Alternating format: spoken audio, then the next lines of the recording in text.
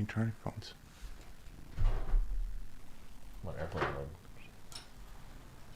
Assalamu alaikum and welcome to the Mamluks podcast. My name is Sim. Along with me are my co-hosts out of Buffalo, New York, host of Muzzy Buzz, my man Mort.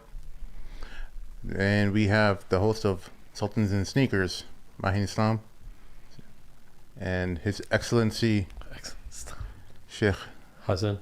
Sheikh Amir. Astaghfirullah. Sheikh Amir. And please welcome our special. Please welcome our guest, Sheikh Hassan Shemrani. He is the guest, or he is the founder of the Sunni Sons of the Sunnah. The Sons of the Sunnah, sorry. And he's also Sons of the Sunnah.com is his website. He also participates as a teacher in his community, but also as a participant of the Sunni Defense, as I understand it. Mashallah, the brothers at the Sunni Defense are doing a lot of work. Yeah, may Allah bless them. A lot of work. Unbelievable. Yeah. And a lot of work. I remember when they first started, they started off very small and they just exponentially just grew really fast into a very large channel. Mashallah. So, welcome to the show. Ahlan wa sahlan. Pleasure to be here with you, brothers. Although I prefer, and I don't mean it with a fake humbleness, I really prefer just because I'm brother Shemrani. I'm just a brother, you know. I'm just a simple guy doing da'wah to my best ability. That's really it. What do you think about that, Sheikh? I actually Sheikh Amr, Sheikh Amr prefers Sheikh. That's his I don't actually.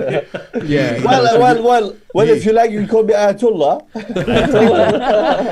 Sheikh Amr usually will pull off his gloves and I already give us a started.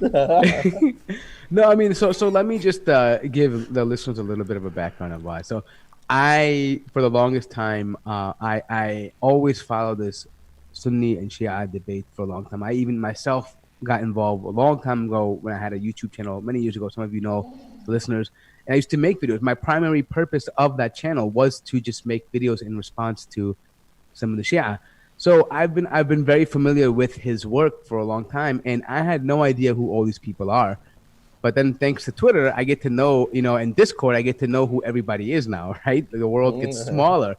So I've been following, I subscribed, and I'm like, okay, we kind of know some mutual people. So we thought, okay, I thought it was a perfect time to get it because it's a really interesting story. You have a person who's of Iranian descent, background, and he is a person who leaves the, Shias and becomes Sunni, starts a website, understands, the complexities of the Iranian Sunnis inside of Iran, and then plus, it's just a golden story. So I guess we take this time just to kind of tell a little bit about yourself, like, who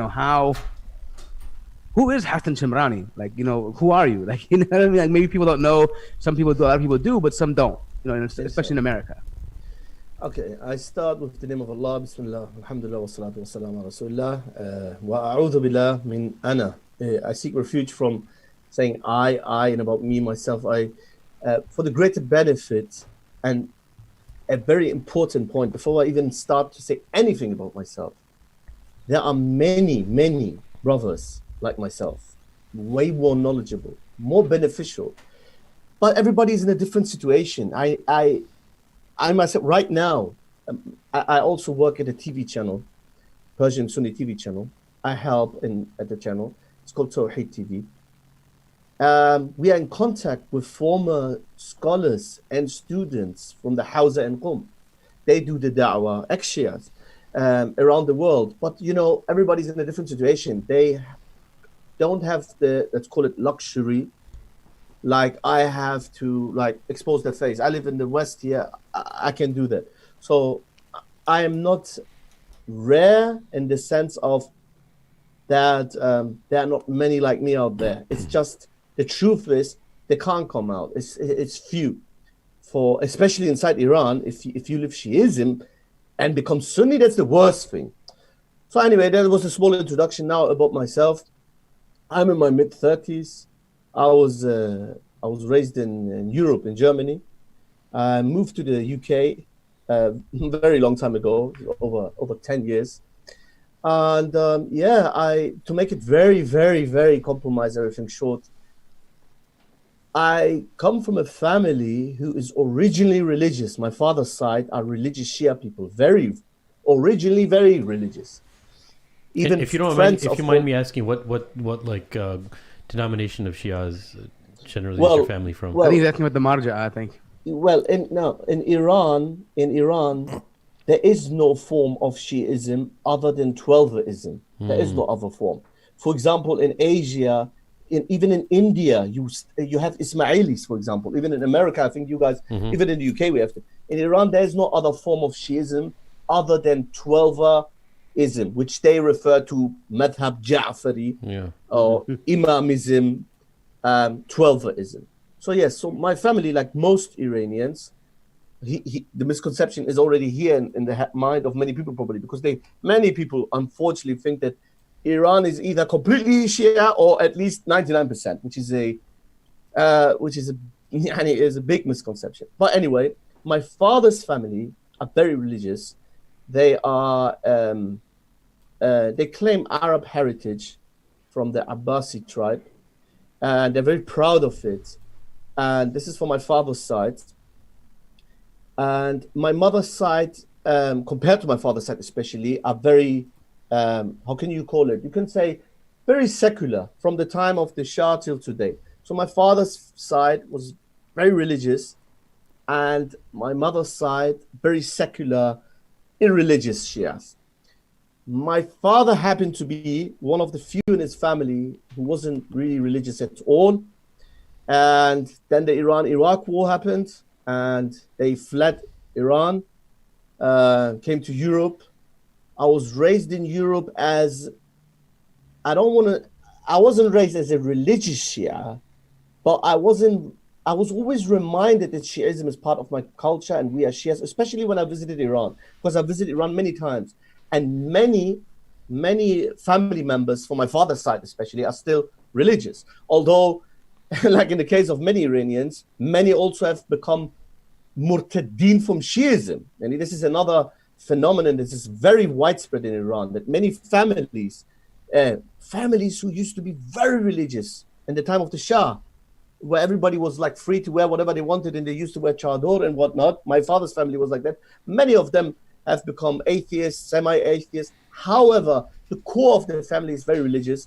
So I was always reminded of it. And Shiism, what I perceived as Islam, was always part of my life.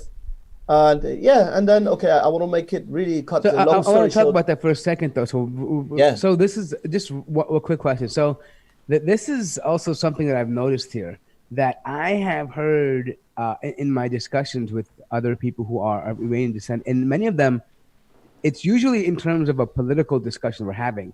But I noticed that when it comes back to the issue of Shia and Sunni, I've had one tell me flat out, look, I'm not that religious. I don't really care. But I'm Persian. I have to be Shia. Like, and I'm going to side with them no matter what, because I'm Shia. We're Shia.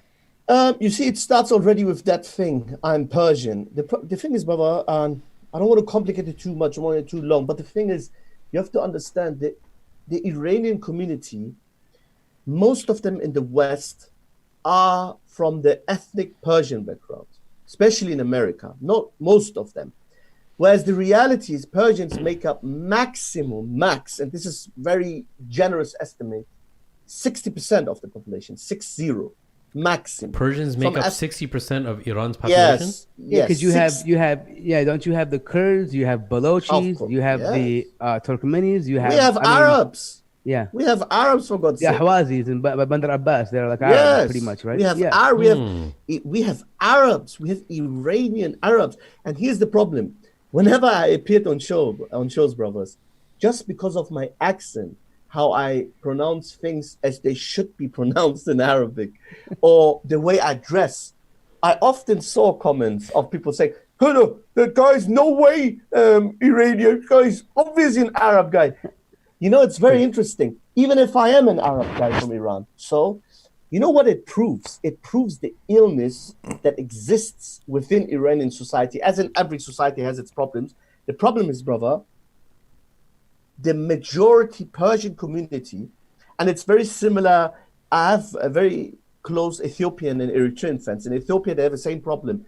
One ethnic group, the Amhara, really represent everything that is Ethiopian.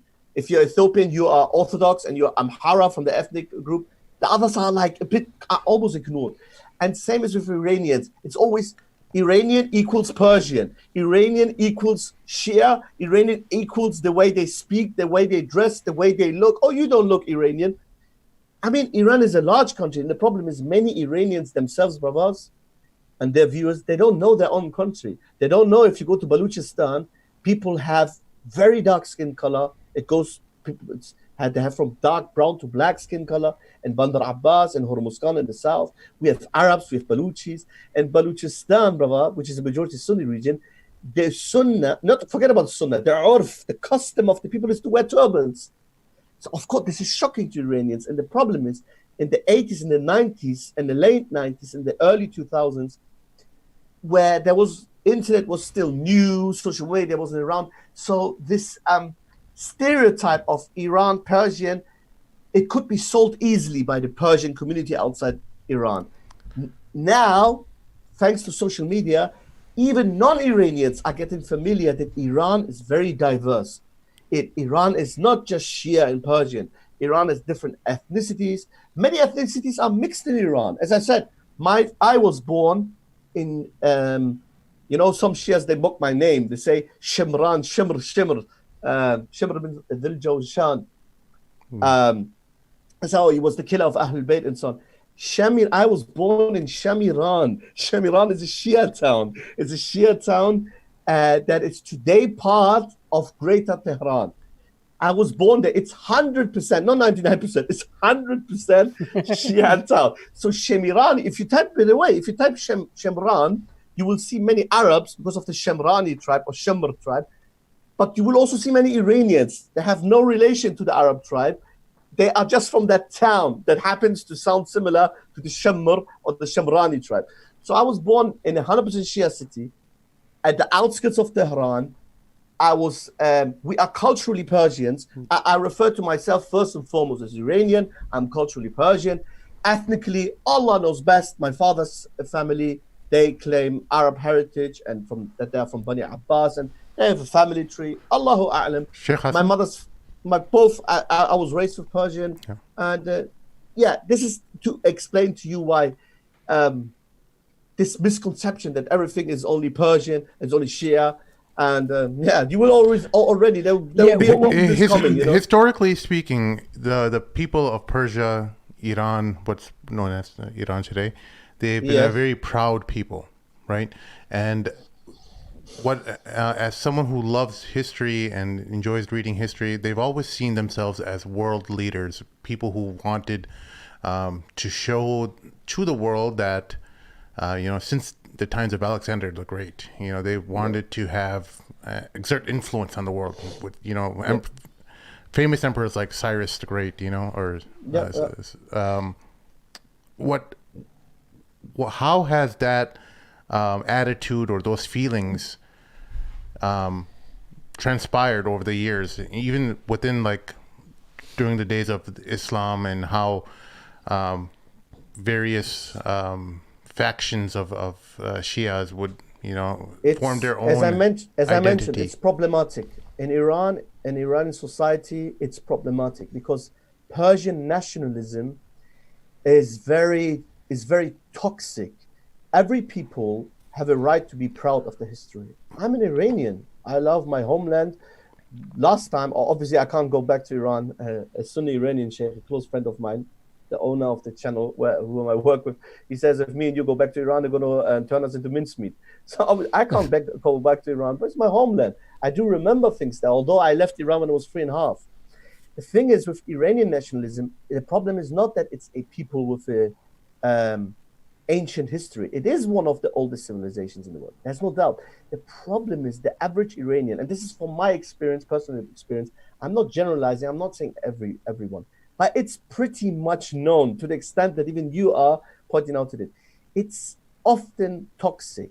It often includes degrading the others. It's not just taking pride and having respect for others.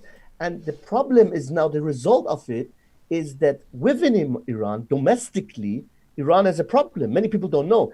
Domestically, Iran has a huge problem. And you know what it is?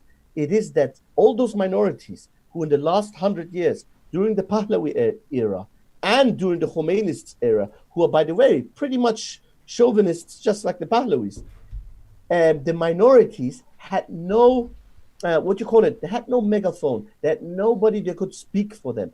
Social media has changed things. Now, for the first time, Baluchi activists, Ahwazi Arab activists, Azerbaijani activists, they are asking for their rights, Like in Kurdistan, people, they're demanding to have, in the university, in the schools, that the curriculum to be taught in their language, in their native language, in Kurdish language.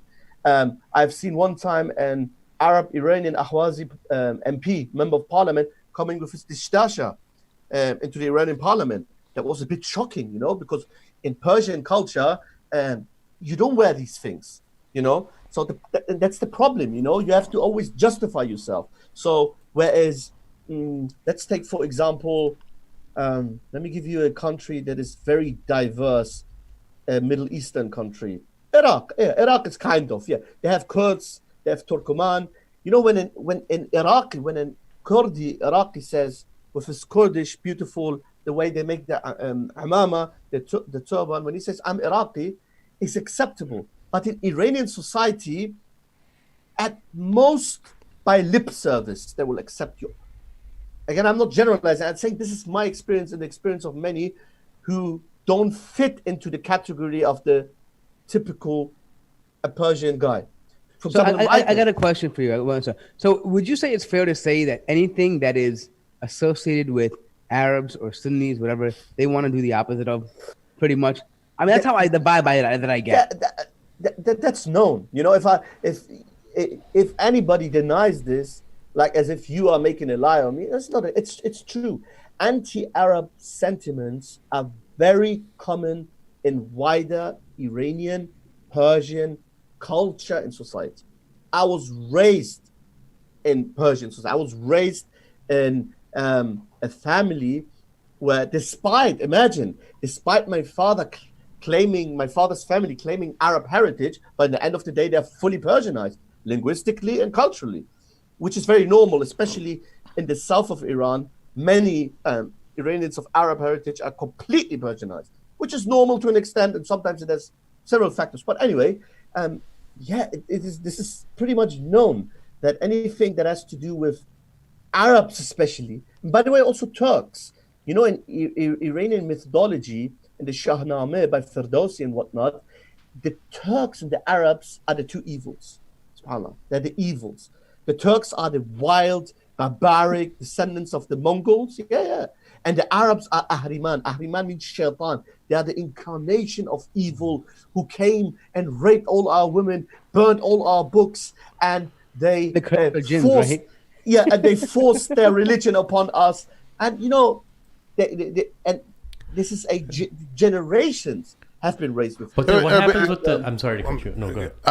Just along that line, you mentioned an important thing. Because they have this animosity towards Arabs, do you think the Persian nation, the Persians themselves, had an inclination to have a separate identity of Islam from the rest of the Muslim world? Is that why they adopted Shiism as their... Good question. Because it makes it easier for you to be Shia now, because you hate the Arabs question. And it's like having your own state. Yeah. Normally, the answer to these are two extreme answers. Some people deny it absolutely. They say no, and the proof is that Persians at the beginning, throughout most of the history, Iran was a Sunni country. So the answer would be no to your question. That's one extreme, to completely categorically answer with a no. The other extreme is to categorically say, yes, you're right. But there's Arab Shias too, though. Like most things in life, as the Arabs say, the best things are in the middle. The truth is somewhere in the middle. How? Look, Iran, when Islam entered Iran, what is called today modern day Iran, Bilad Faris, the lands of Persia, majority of Iranians were not forced to Islam. Serious historians agree that it took over 200 years until the majority of the Iranians in the Iranian plateau became Muslims. The majority accepted Islam. They were sincere. They were Muslims. They were Ahlul Sunnah. A whole bulk of the Salaf were Persians. Many of them were Persians. Isfahanis. That continued. Isfahan, Shiraz, Ray, Qazwin used to be strongholds of Sunnah. That continued. However, from day one, entities, groups from within the Persian community, of course, had hatred for Islam, and of course tried to distort Islam. And what way better to distort Islam in the name of Islam? So what did they do? One of the agents was Abu Lu'lu'a the Majusi. Abu Lu'lu'a the Majusi is a Shia saint. That's a reality. He's a Shia saint. He's a saint in their madhab. Abu Lu'lu'a al-Majusi. Now, some people, by the way, they bring the shubha. How can a Majusi kafir live in Medina? Juhal, Jahilin, ignorant people who don't know basics, that to every rule there is an exception. Even Donald Trump would understand such a thing. To every rule there's an exception. So anyway, Abu Lu'lu'a the Kafir lived in Medina. He was allowed. And he was a Persian who claimed Islam. That's why it's a bit ambiguous. Some scholars, Ibn Hazm, I think, say that he was a Christian, but most scholars say he was a Majusi. And then some say maybe he was a Muslim. In either case, he was undoubtedly a munafiq. And what did he do, brothers? Who was the first terrorist? Who was the first suicide attacker in a mosque who killed a man while he's praying, leading the Sahaba and Ahlul Bayt in prayer? Who was this man? It was a Persian Majusi kafir, Abu Lu'lu'a al-Majusi, who is a Shia saint, who was an Iranian. When you say Shia saint, you know, wait, hold on. You know what's funny? I'm sorry, I have to bring this up. First of all, listen, there are some of the Shias that are in text in the group chat. Listen, you guys can curse Omar and anyone you want to. At the end of the day, listen, at the end of the day, Allah knows who's correct and who's not. You can insult all you want. You're not harming anybody, right? You're harming yourself. But I just want to say this. There are tons of videos. I don't know why they do this, but on the day where they celebrate the, quote, martyrdom of Abu Lu'lu, they actually dress like women and dance. I don't understand why they do this. Look, Abu. The thing is, you know, people always say, do not. You know, one thing that makes me always winds me up, as they say in England, makes me angry. So when people say, "Oh, please, don't generalize. Not every Shia is doing this." I say, brother, I live here in London. I live in London. We have a lot of Polish people here. Polish people are originally they're supposed to be Catholics, right? And the Pope is ma'asum, is infallible, and they're supposed to go to the church. It's irrelevant what every Polish Dick and Harry does, or what every Iranian does or doesn't do. We do not judge religions, ideologies by what people do. If some people say, come on, don't generalize, I'm the first person to defend the Shias in the world. In that sense, how? I say most Shias in the world are Persians. Most Persians are irreligious, kind and decent people. And by the way, this is one of the main reasons why Sunnis and Shias in Iran live peacefully and in harmony together. Careful, pay attention. I'm talking about the average people, the average the fellow countrymen inside Iran. The government and the Basij and the Revolutionary Guards and those who humiliate Sunni scholars or who bring a set of clowns and sellouts to present them as true Sunni scholars on TV. I'm not talking about that. I'm talking about the average Shia is irreligious anyway, most Shias. So we don't have problem with most Shias. I don't have problem with most Shias because most Shias are not even Shias. However, the sect, the religion, I have big problems with. And I believe it's pure falsehood. I do da'wah against it. They can do da'wah against our aqidah. And back to Abu Lu'lu. Abu Lu'lu'a the Majusi was a Persian. But when you said he was a saint, what it's meant by it because he assassinated Umar radiallahu anh, so they have a shrine of him, right? In Kashan. Kashan is a city near Qom. They have a shrine of him. Now, the shrine. You see, brother. You see, look how technology has changed the world. The shrine is not new.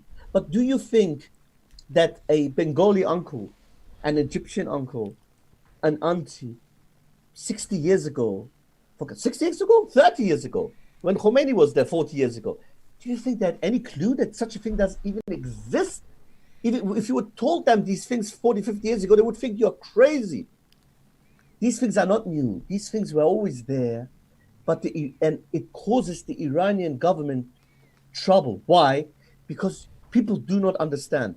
The Iranian government is following an agenda within the constitution. It's enshrined in the constitution that the export of the revolution is the responsibility of every Iranian government. What do you think? Now everybody can guess what that means, export of the revolution. Of course it's ideology and religion. That's why they meddle from Yemen from Sana'a to Beirut to Nigeria. That's the reason. So the shrine was always there. The shrine is one of the many Shia fables and fairy tales because Abu Lu'lu the Majusi, the terrorist Shia saint who stabbed Umar while Umar was praying. Look what a coward. He stabbed the Khalifa radiallahu anhu, Umar ibn 𝗏𝗦𝗏𝗏𝗏𝗏𝗏. He stabbed Umar while Umar was praying. Then he tried to flee. When he tried to flee, he stabbed as many Sahaba as possible. So he killed another 9 to 10 Sahaba. And then he was slaughtered on the spot. And then he was thrown in a dustbin somewhere in the outskirts there or wherever in Medina. So sometimes people ask me, how can he have a grave then in Kashan, a small town, city near Qom? The answer is, this is a religion of hiqd, of deep grudge, anti-Arab sentiments, anti-Islam sentiments with the thin guise of Islam. Because think about it, brothers and sisters. As I said at the beginning, what way better to fight Islam than in the name of Islam? In the name of Ahlul Bayt. Oh, Ahlul Bayt, we love Ahlul Bayt. Ahlul Bayt, Imam Hussein. What way better? So anyway, the grave in Kashan is based on a Shia narration that after Abu Lu'lu, the terrorist, killed Umar, he ran towards Ali bin Abi Talib radiallahu anhu, and Ali then said to Abu Lu'lu, well done, you Persian fire worshipper, because I was useless in it. I couldn't kill the enemy, my alleged enemy, and the one who snatched the Khilafah from me and killed my unborn son. Now I'm gonna blow and make you a fairy tale unicorn horse, and with that you're gonna go to the lands of Persia.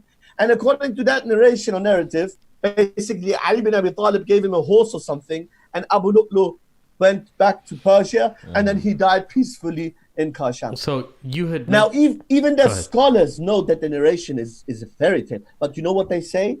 They say they don't care, brother. For them, it's symbolic. When I used to be Shia, I asked one of them. I said, "Is Abu Lu'lu buried here, yes or no?"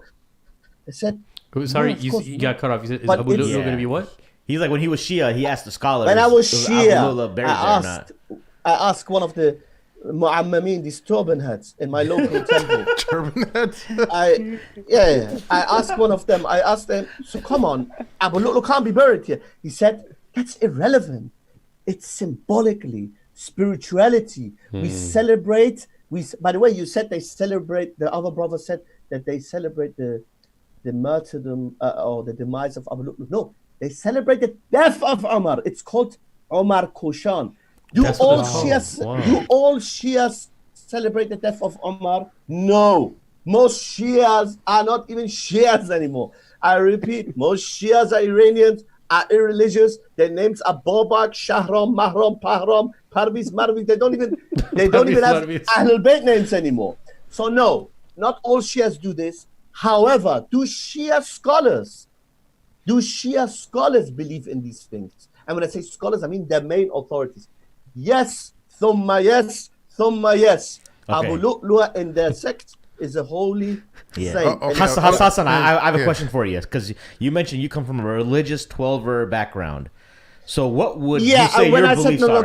Careful. When I said religious, I said my father, the core element of my father's family is religious, but my father in his late 20s became more and more irreligious. So I wasn't raised strictly Shia, not at all. Okay, so when you were a Shia, what did you believe in? I guess that's what I want to understand. Like, what was your system? When I was raised in Europe, when I grew up in Europe, something was different about me in this, positively, according to me, and negatively, according to my family. Because my family became more and more, when I say my family, I say my father and mother. They became more and more irreligious, like most Iranian Shias. Everybody knows. You guys know. Most viewers know. Even most Shias know. Even if they curse me right now, they know I'm speaking the truth. It's a reality. It's a reality. When I started hitting puberty, I had a strange affiliation for Islam. I love this religion. One time I was in class in school. We had, what you call it, religious education, whatever. Madrasa? About the three main religions, Abrahamic faiths, blah, blah, blah. Religious studies, yeah. My teacher said something. I will never forget this. He said to us, Christianity claims monotheism, they believe in Trinity. Jews claim monotheism. And the Muslims claim monotheism as well. And they're very strict. You pray to God alone, and you slaughter for God alone, and you call upon Him alone. I was like, whoa. Allah Akbar. I was like, now I say, وَذَلِكَ دِينُ الْقَيِّمِ. This is a good religion. This is a good religion. You know what's funny? Wait, I'm sorry. There's no watering down. There's a brother of ours, Daniel Hakikachu, and he debated that guy, 𝗏𝗧𝗕𝗦𝗧𝗜𝗙, whatever. I don't want to call him Imam. Call him with that guy, Arman Nawabi. Call him 𝗏𝗧𝗕𝗦𝗧𝗜𝗙. So what happened was, there was a moment in this debate where, I don't know, stupid 𝗏𝗧𝗕𝗦𝗧𝗏𝗧𝗧 was trying to say, well, Muhammad sallallahu alayhi wasallam did not have a single government in Medina. You're lying. And at that point, the atheist turns to 𝗏𝗧𝗕𝗦𝗧𝗏𝗧𝗏 and goes, well, why are you still a Muslim? Like, you don't believe in any of this stuff. And it's amazing to me that an atheist understands that this guy is a murtad in the way that he's saying stuff, right? Like, I don't want to divert. What does 𝗏𝗧𝗕𝗦𝗧𝗏𝗧𝗏 mean? I don't want to divert to 𝗏𝗧𝗕𝗦𝗧𝗏, but just one quick comment. I don't want to divert to 𝗏𝗧𝗕𝗦𝗧𝗏, but just one quick comment, because I had an encounter with him online. 𝗏𝗏𝗕𝗦𝗧𝗏 went to the personal before it was because my mother Miskina, she's in her early 60s. She was I never lied. You know, some of these extremists. I don't bash all Shias. Most Shias are irreligious. My people, especially Iranians, most of them are decent people. But the extremists, Rafida, some of them are so shallow-minded, or they understand good is bad and black is white and white is black and up is down and down is up. They say, Shemrani said that all his family is super religious.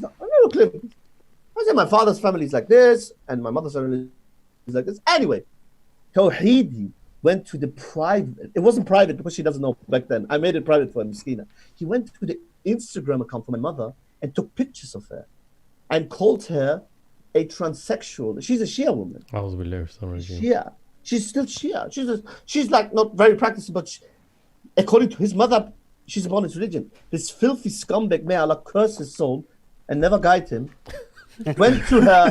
By the way, it is from the Sunnah, is allowed to make du'as like this. He went to her private social media account and took pictures of her and spread it around and said, what a disgusting individual. Yeah, wait. And then he said, that's from this terrorist extremist guy. Why? Because I refute his batil, idol-worshipping, Persian, Majusi, 12-hour religion. This is the people we are dealing with. Anyway, brother, let's go to the main topic. It just reminded me of that. My teacher reminded me that even that people on the outside who are not Muslims can unappreciate the tawheed that we have in Islam. Like even a one who on the basic will say, hey, you can't be a Muslim if you don't believe these basic things.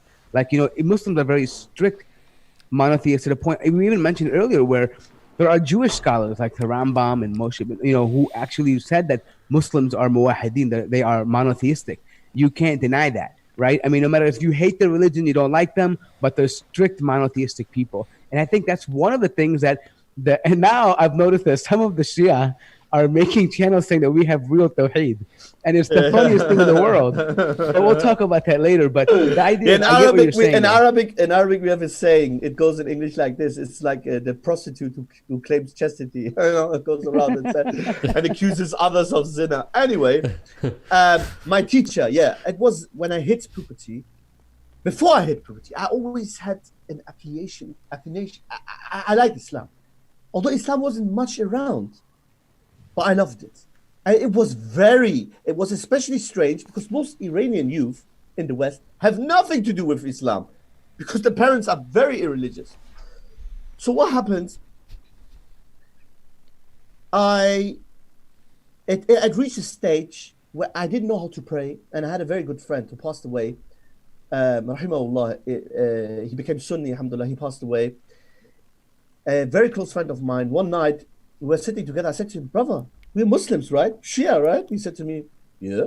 I said, but we don't pray. He said, yeah. I said, and then I said to him, bro, it's time to pray.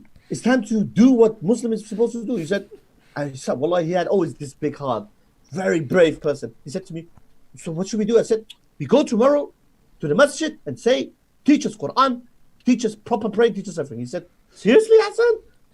You lost your mind? I said, no, bro, it's time. He said, okay, let's do that. I was 18. We went there.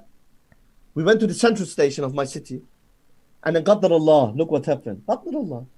The central station, Ahlul Sunnah, alhamdulillah, everywhere are majority. Everywhere. Everywhere, Ahlul Sunnah, Ahlul Quran and Ahlul Salah. Bengali masjid, you hear Tarawih, you hear Salah, you hear Quran, you spell Bukhur. Moroccan masjid, Algerian masjid, Cameroon.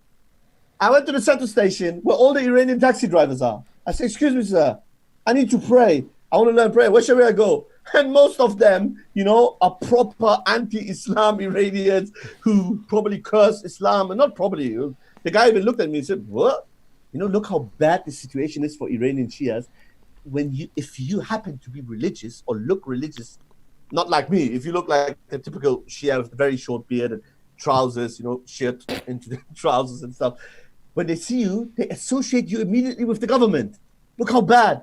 Imagine as a Bengali person, being religious is an association with your corrupt government. What? So this is how bad it is, this situation. So the guy thought that I'm some mullah's son, some Muammar turban head son, or that I'm the son of someone who works at the embassy, a stooge, a goon. He said to me, are you one of the goons from these mullahs? I said, no, I just want to pray, I'm cool. He said to me, so you're Iranian? I said, yeah.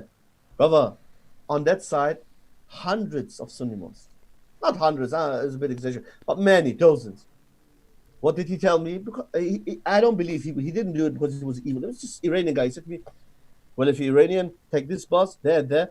Because, deaf to America and all these things, they often have the biggest and most, and often beautiful location mosques. So the Iranian mosque was the biggest and the most expensive part of the city. So I went there.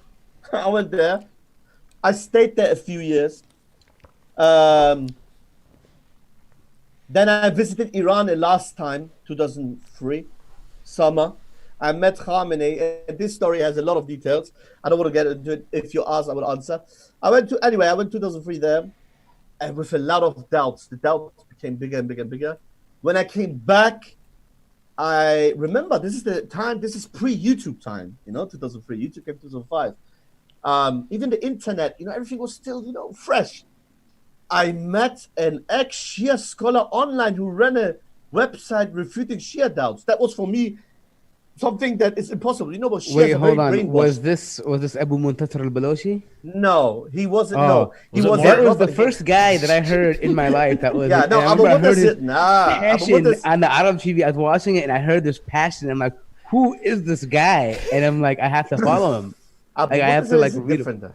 Abu Muntasir is a different caliber. Abu Muntasir is a different caliber. No, this one was a Tehrani Muammam, Papa Muammam, who left Shiism, and then his wife divorced him, and then his wife wanted the government to hang him. No way. Wow. So and he had to flee Iran. He fled Iran, and he he had so much sabr with me because I didn't leave Shiism just like that because of one or two things. You know, people think, oh yeah, because of peer pressure of friends.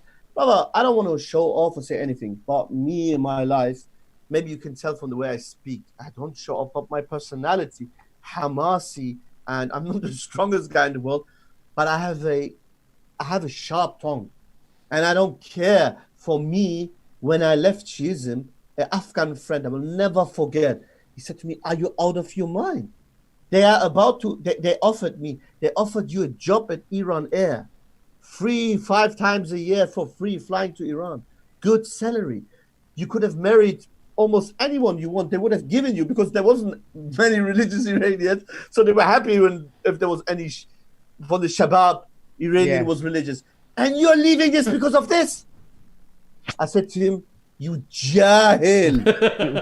I said, do you jahil? You are from the land of the warriors, from the land of Ahlul Sunnah, from the land of the Afghans. Do you think it's about this or praying like this? Baba, I pray like this. It's not about that. The issue is, the matter here is a matter of kufr and iman. I'm leaving it because this deen is batil. And you know it's batil. I said to him, why don't you join me? But wallah, he looked at me and he said to me, I can't, bro. I know some things are wrong. I have some doubts as well, he said. But you know, I'm from this part of Afghanistan. And I said to him, I have more excuse than you to stay in the position that I am. Because my country is over 85% and more Shia. It's almost whenever I go, I say Iranian, people are associate Iranian with Shia. So it's more difficult for me to live Shiism than for you as an Afghan person. It makes even your life easier.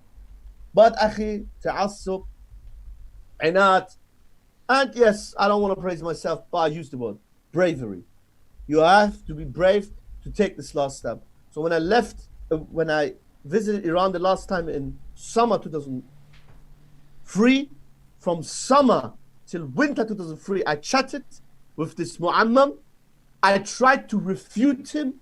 I said, I'm going to bring you back to Shiism.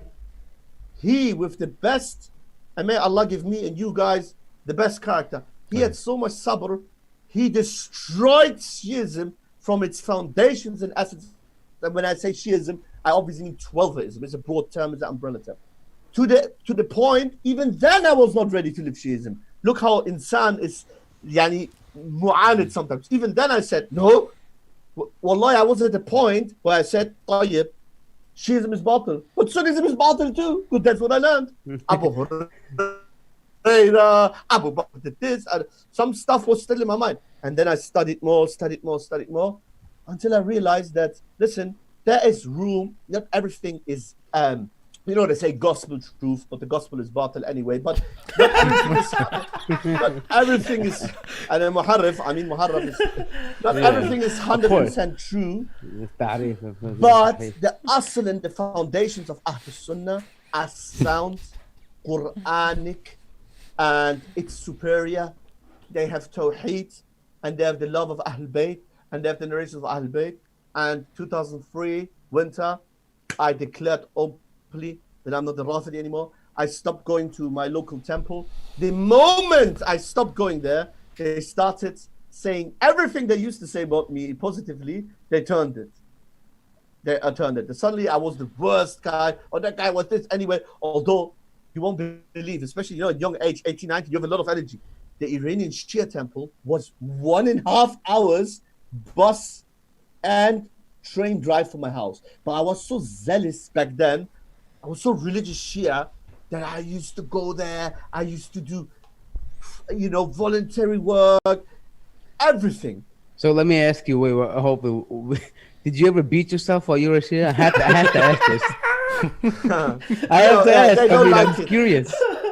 They don't like when people say, although it's literally what it is, and they even call, you know, in Arabic, latmi, when they say latmi, and latm is a slap. Yeah, like slapping each other, Can you demonstrate for old time's sake? No. Of course, they actually, look, they have sihr in their kalam. They have, they put like magic in their speech. They always try to make falsehood appear good. So yes, of course, chest beating and stuff. Of course, I did it annually. And as for zanjir, which in Pakistan is a Persian word, but is a loan word in Urdu as well. Zanjir means, is the... It's a fig. Yes. When they hit these stuff... self-flagellation, what's it called? Self-flagellation with razors. Spikes, with razors. Yeah. Self-flagellation with razors wasn't done in my community. However, anything else that is still excessive, and it's not the sunnah of Rasulullah sallallahu alaihi wasallam. With it, I bring a simple, aqli, logical point. I put it forward. If anybody would deserve annual wailing, self-flagellation, processions, what they call it, on the street, yeah? If anybody would deserve it, it's who? It's Muhammad sallallahu alaihi wasallam. If, and we still don't do it. And Umar radiallahu anhu, for example, was killed, slaughtered during salah. Do we wail? Do we say, Ya Umar, Umar, Umar, Umar? Do we call upon Umar? Do we say, Ya Umar Madad, Ya Umar Adirikni? Do we crawl to Umar's grave? Do we rub ourselves at Umar's grave? Do we name our children Abdu Umar? Do we name our children Abdu Abu Bakr? Sheikh Hassan, is it a coincidence that many of these practices are similar with Catholic practices like penance and things like that? Why? Because it seems like Sunni Islam is more similar to Protestants in Christianity, and it's the Catholics are more similar to Shiism. Of course, because falsehood. Yes, good question. Falsehood attracts it attracts one another itself. Yeah, it's falsehood. For your question is good, especially because if we go back now a bit into history, did you know that during Safawi time, the Safawi kings had very good relationships? They had some fitna between them, Portugal especially, because Portugal conquered and occupied some parts of southern Iran. But the other Europeans had good relationships with the Safavis, and they visited the Safavis. You know, the Safavis are the 16th century Turco-Persian dynasty that slaughtered not all, but the majority of the Persian Sunni population. They had close relation, and there's evidence that these rituals, these paganistic rituals, excessive self-flagellation, excessive mourning, including self-flagellation, it goes all back to medieval time. And you know what's very interesting? You know, if you type in Google or YouTube, the only countries, Christian countries, where extreme forms of self-flagellation are still observed are parts of Mexico, I don't generalize again, it's parts of Mexico, parts in the Philippines, and I think in Spain. You see them nailing themselves on the cross, and they even hit themselves exactly like the Shia. And you know what's funny, brother? Instead of taking this as a ibrah, as a lesson, Allah is showing them the waqi'ah, the reality that says, look, this pagan barbarism, savagery, it's in the name of Jesus and in the name of loving Jesus. It's still batil. You know what some of them say? Some of them use it as a proof for the truthfulness of their pagan Ashura and Muharram rituals, because they say, look, Christians do it too. So why are you blaming me? I say to him, Ya miskin. He's about to say, Ya himar. I'll say, Ya miskin. Two wrongs don't make a right. They are pagan Jesus Christ worshippers. They are polytheists. And even they, by the way, did you know that the Catholic Church has reduced it to a very, very strong extent? I mean, to the extent that self-flagellation is barely visible within Catholic communities. Yeah. You have millions of Catholics in America. Jesus Christ is their God. They believe Jesus Christ is God in flesh. Do they go on the street and self-flagellate? Oh, Jesus mother, yeah, Jesus mother? No. But yet you know what I look at it? Hold on, I look at it like this, dude. I think this is like guilty beating. Like they feel guilty for what they've done.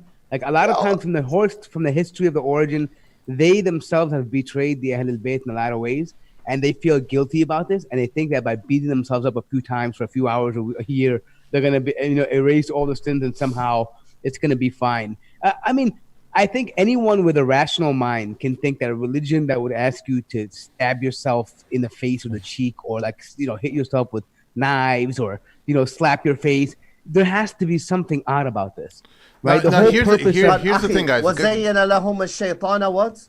Allah says in the Quran what? And shaitan has beautified their evil deeds. Please do not forget this. And please, brothers and sisters, do not forget this. The biggest batil, the biggest falsehood in your eyes, in the eyes of the mubtadi', in the eyes of the zindiq, Allah has beautified it to him. That is why you will one day encounter someone. As I told you, brother, if I want, I can right now play the role of a Shia turban head.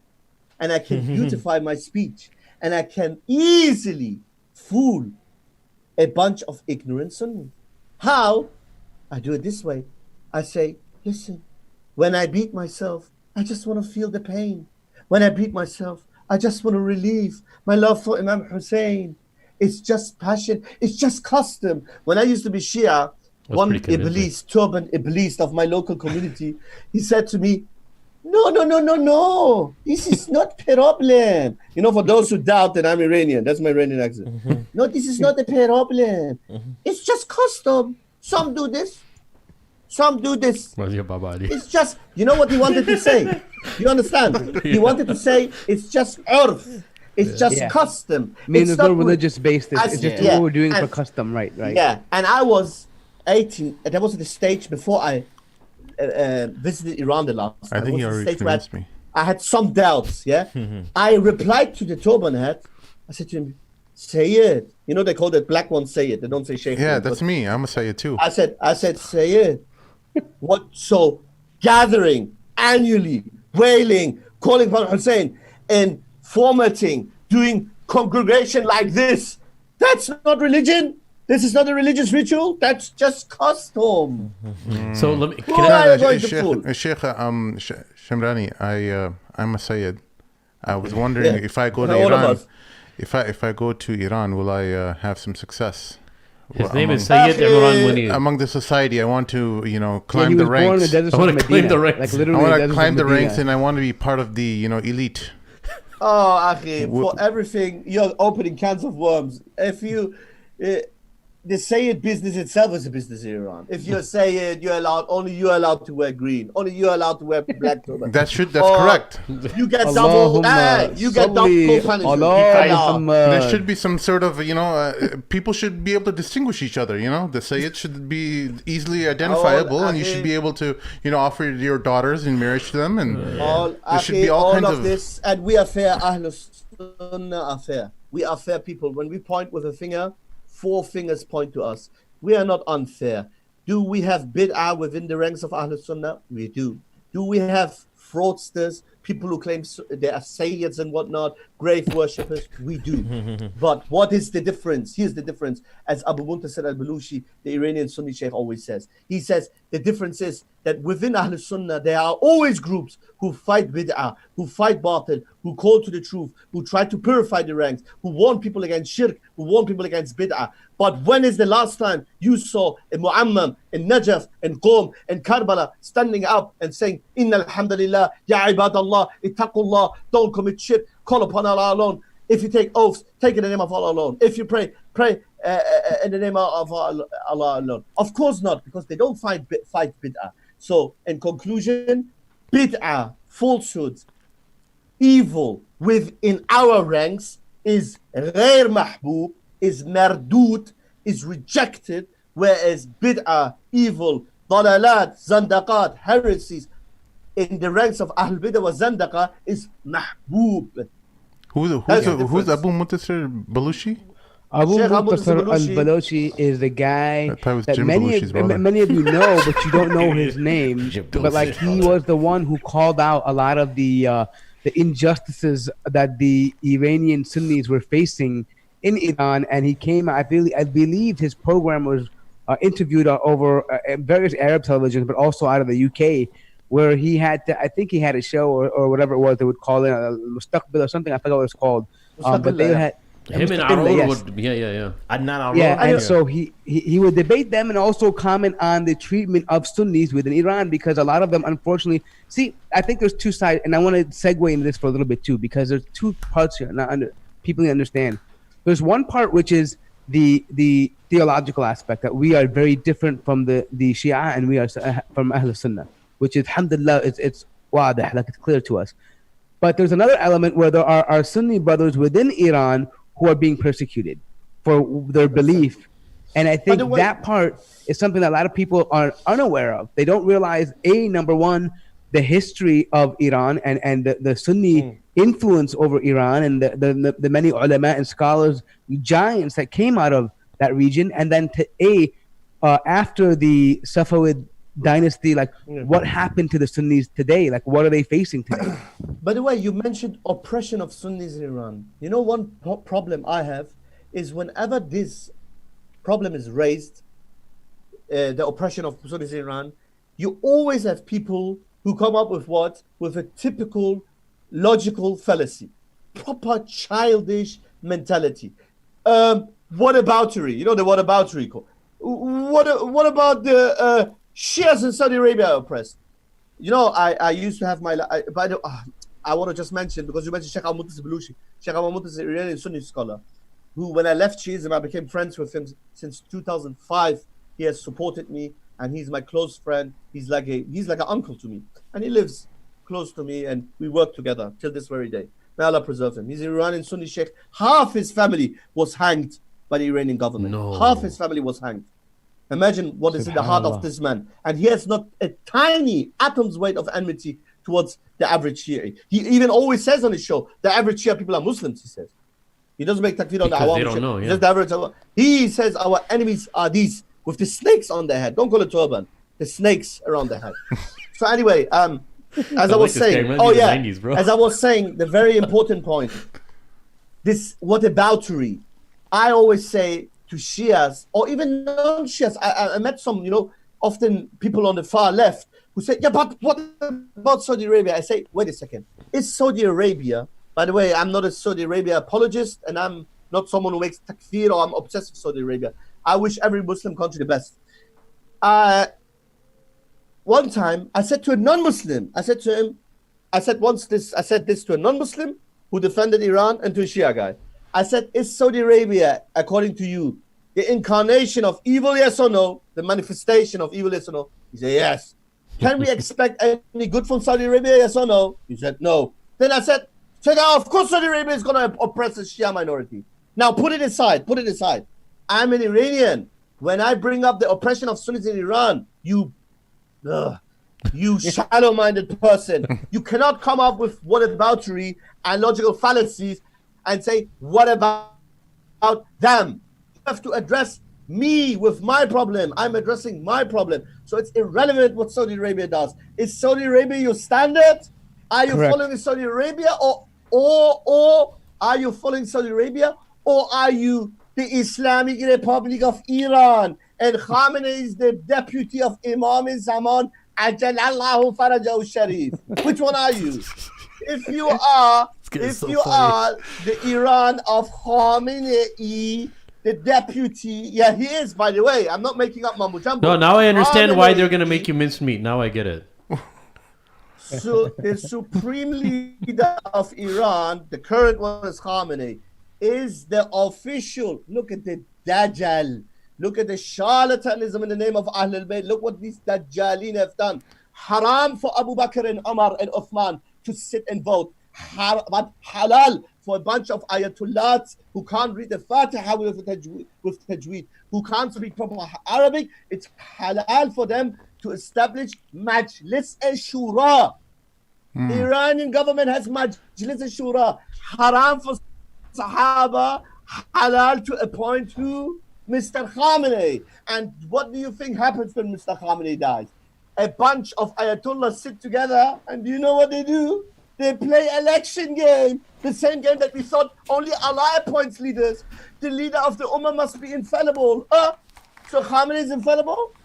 Anyway, that shows... Sheikh, hang on one second. Sheikh, you mentioned the Dajjal, and I know from a hadith that the Dajjal will have a lot of people from Isfahan. Now, is there some correlation to Isfahani people and the Dajjal, as the hadith indicates? No. That the Dajjal will be leading 20,000 Jews from Isfahan. Is that correct? Or 40,000 was it? Isfahani people, like most Iranian people, no matter of what religion, Shias and Sunnis alike, are beautiful people, decent people, good people. They are tired of this regime. Many are tired of these khurafat and 𝗧𝗪𝗕𝗦𝗧 in the name of religion, in the name of Islam, in the name of Ahlul Bayt. The hadith of the Prophet sallallahu alaihi wasallam in Sahih Muslim that you are mentioning talks about an event in the end of the times that 70,000 Jews will be from the followers, from the Ansar, from the supporters of the Dajjal. Yes, ironically, Isfahan has one of the largest, if not the largest Jewish population in Iran. And another irony, Isfahan used to be majority Sunni, but look how Allah, taqdeerullah. And it happened that Isfahan 500 years ago, from majority Sunni, became like most or almost every major Persian city majority Shia. So yes, that region has many Jews, and that region has many evil ayatollahs who are not less evil than the rabbis. I don't want to generalize all Jews as well, than the evil rabbis at the time of the Prophet ﷺ, who allied themselves with the mushrikeen instead of allying themselves with the Sheikh, I want to make one point. There's people in the chat who are saying that you're very sectarian. I just want to let you, what these people are know that the Sheikh has several times over the period of this show has mentioned that the majority of Muslims in Iran, they're okay. They're not like this. Hold on, Sim, wait, listen. You don't have to worry about these people. These are the ones that follow him around from Twitter or other people. They're just trying to make it sound like he's a moderate Shia. Yeah, they're sectarian themselves. So I don't care about that. Listen. I say it. By the way, some of them say we do taqiyya. I do taqiyya. Let me make one thing clear. The last person on earth I would make taqiyya in front of would be a Rafidi. That's the last person on earth I would be doing. Yeah, I mean, I'm not afraid of you. I mean, exactly. I tell all the time. Yeah, I'm not afraid of a Shia guy in text that I have to worry about. Yeah, we don't. By the way, they accused me of terrorism. I was once at the demonstration. I saw that. What were those two goofy brothers, Rizvi brothers? Yeah. No. I was 2013. Me and Sheikh Abu Muntasir. You haven't seen this. You haven't. I believe so. 2013. Me and Sheikh Abu Muntasir al-Balushi went to a demonstration in front of the Iranian embassy in London, in central London. Why did we demonstrate? Normally, by the way, I don't hold a strong position on demonstrating or not. Even Sheikh, he's not known to do this normally, but that was he doesn't have time for these things. Why did we go? Because over a dozen Sunni activists, just activist du'at, were about to get executed and eventually were executed. So we went to demonstrate against what? Against Iranian Ayatollah Shia state terrorism, right? Right. What happened on that day? A bunch of other people were there, including some extremists like Anjem Choudhury and whatnot. I saw that, yeah.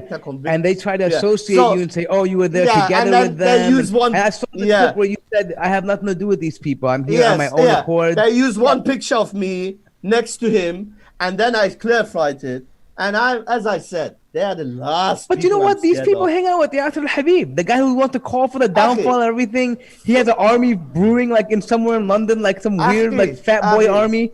Anyways, listen. Brother, let me just say one thing. This is how we should respond.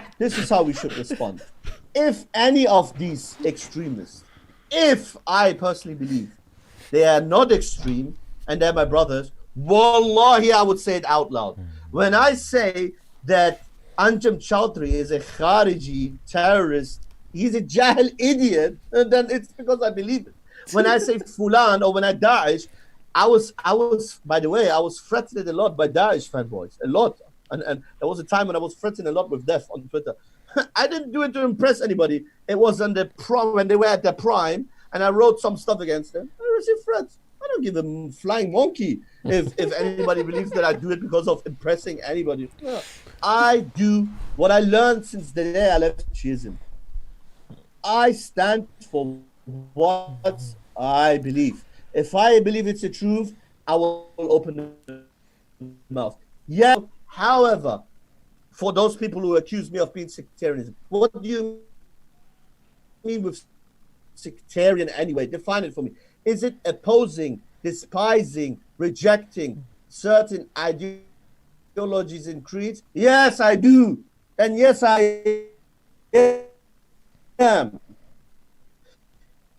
What do you mean by Asibi? You mean loving Abu Bakr and Umar and Uthman and Ali and the Sahaba? Then I am an Asibi. What do you mean by Rafidi? Loving Ali, in that sense, I am a Rafidi. So everything depends on the intention. إِنَّمَا الْأَعْمَالُ بِالنِّيَّاتِ. What is the intention? What is the ta'arif? What is the definition of these words? So, I think,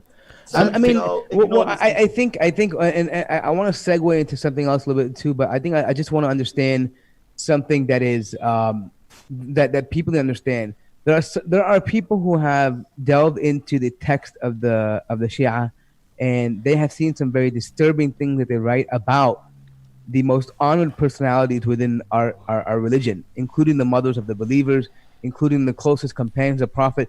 So when someone is aggressively refuting something like this, it doesn't mean they're sectarian. That sectarian stuff started in your books. It didn't start in our books. We don't mention stuff.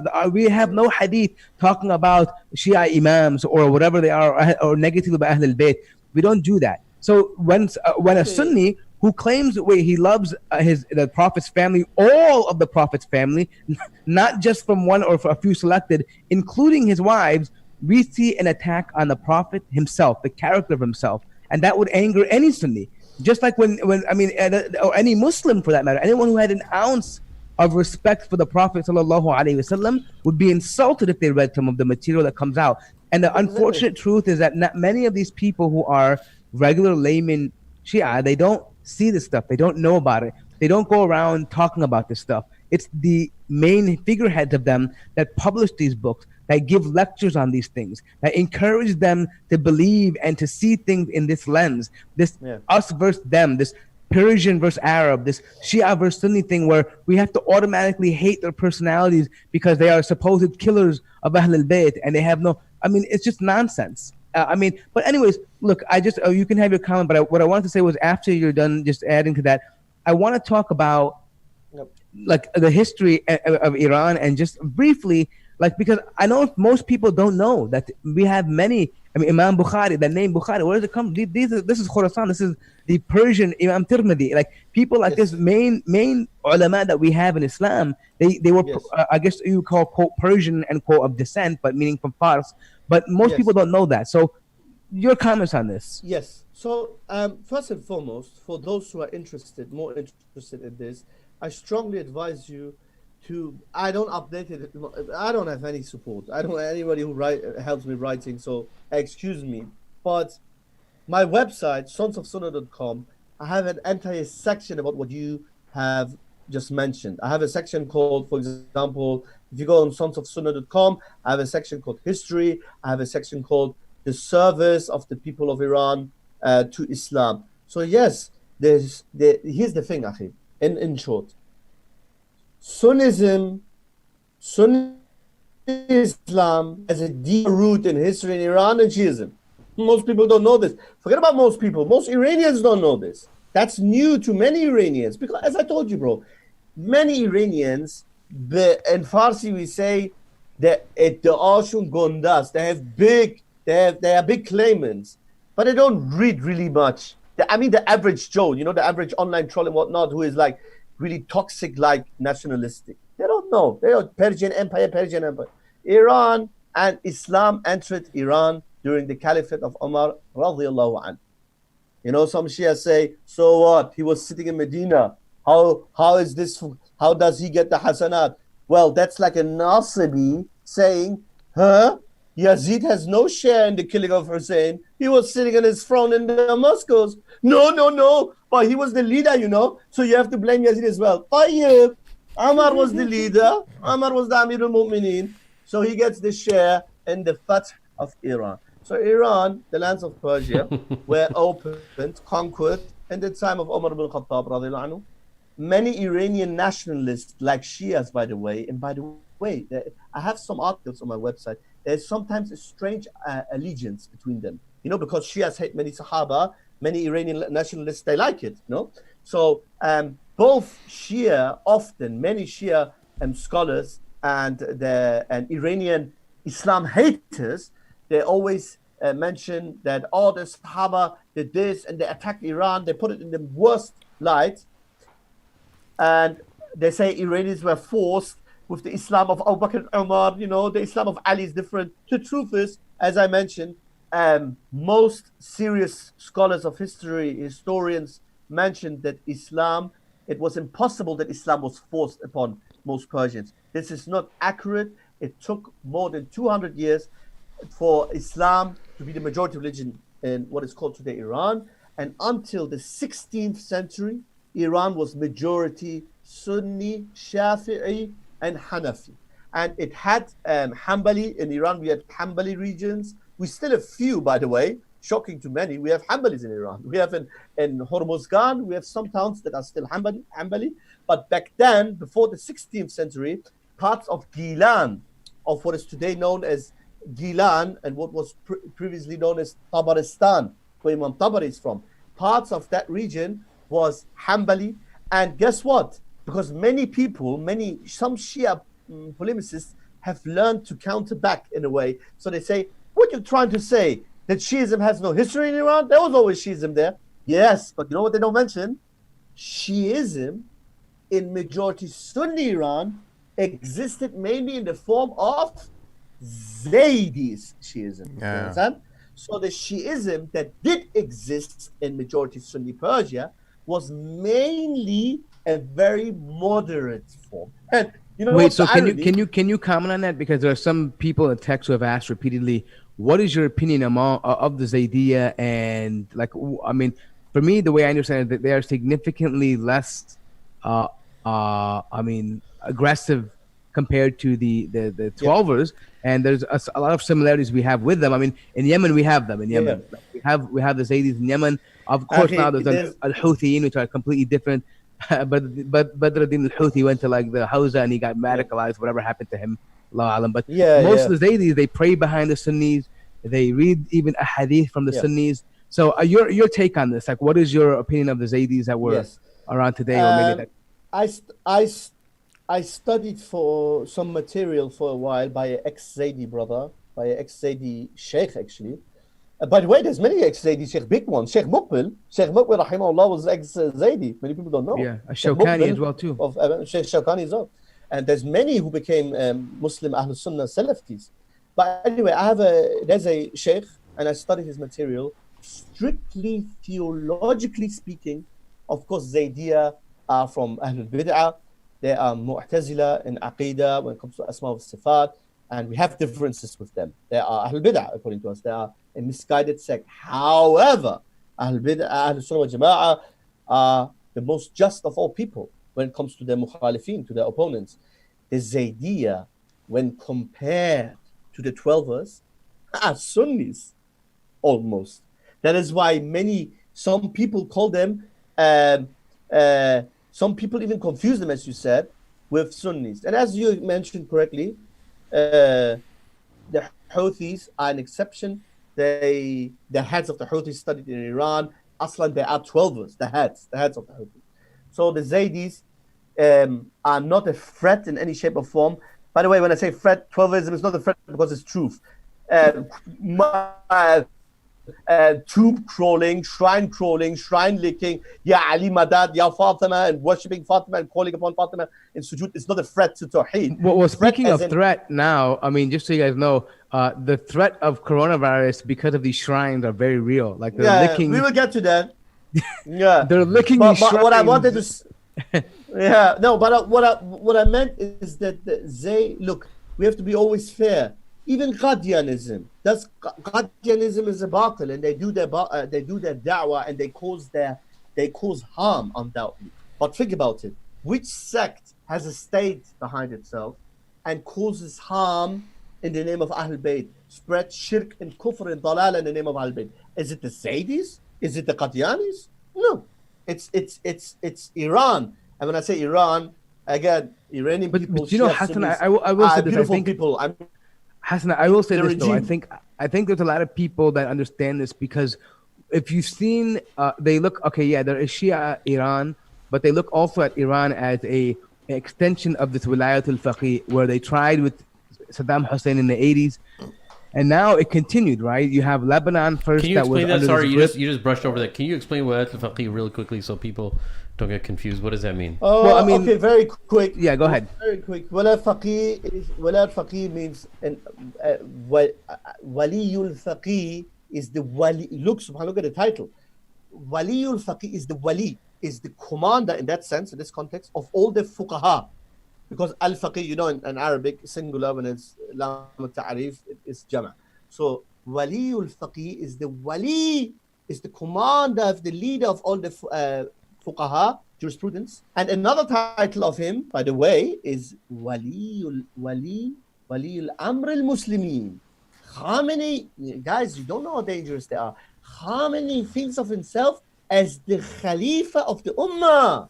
And you are muqassir. At best, you are muqassir. I.e., you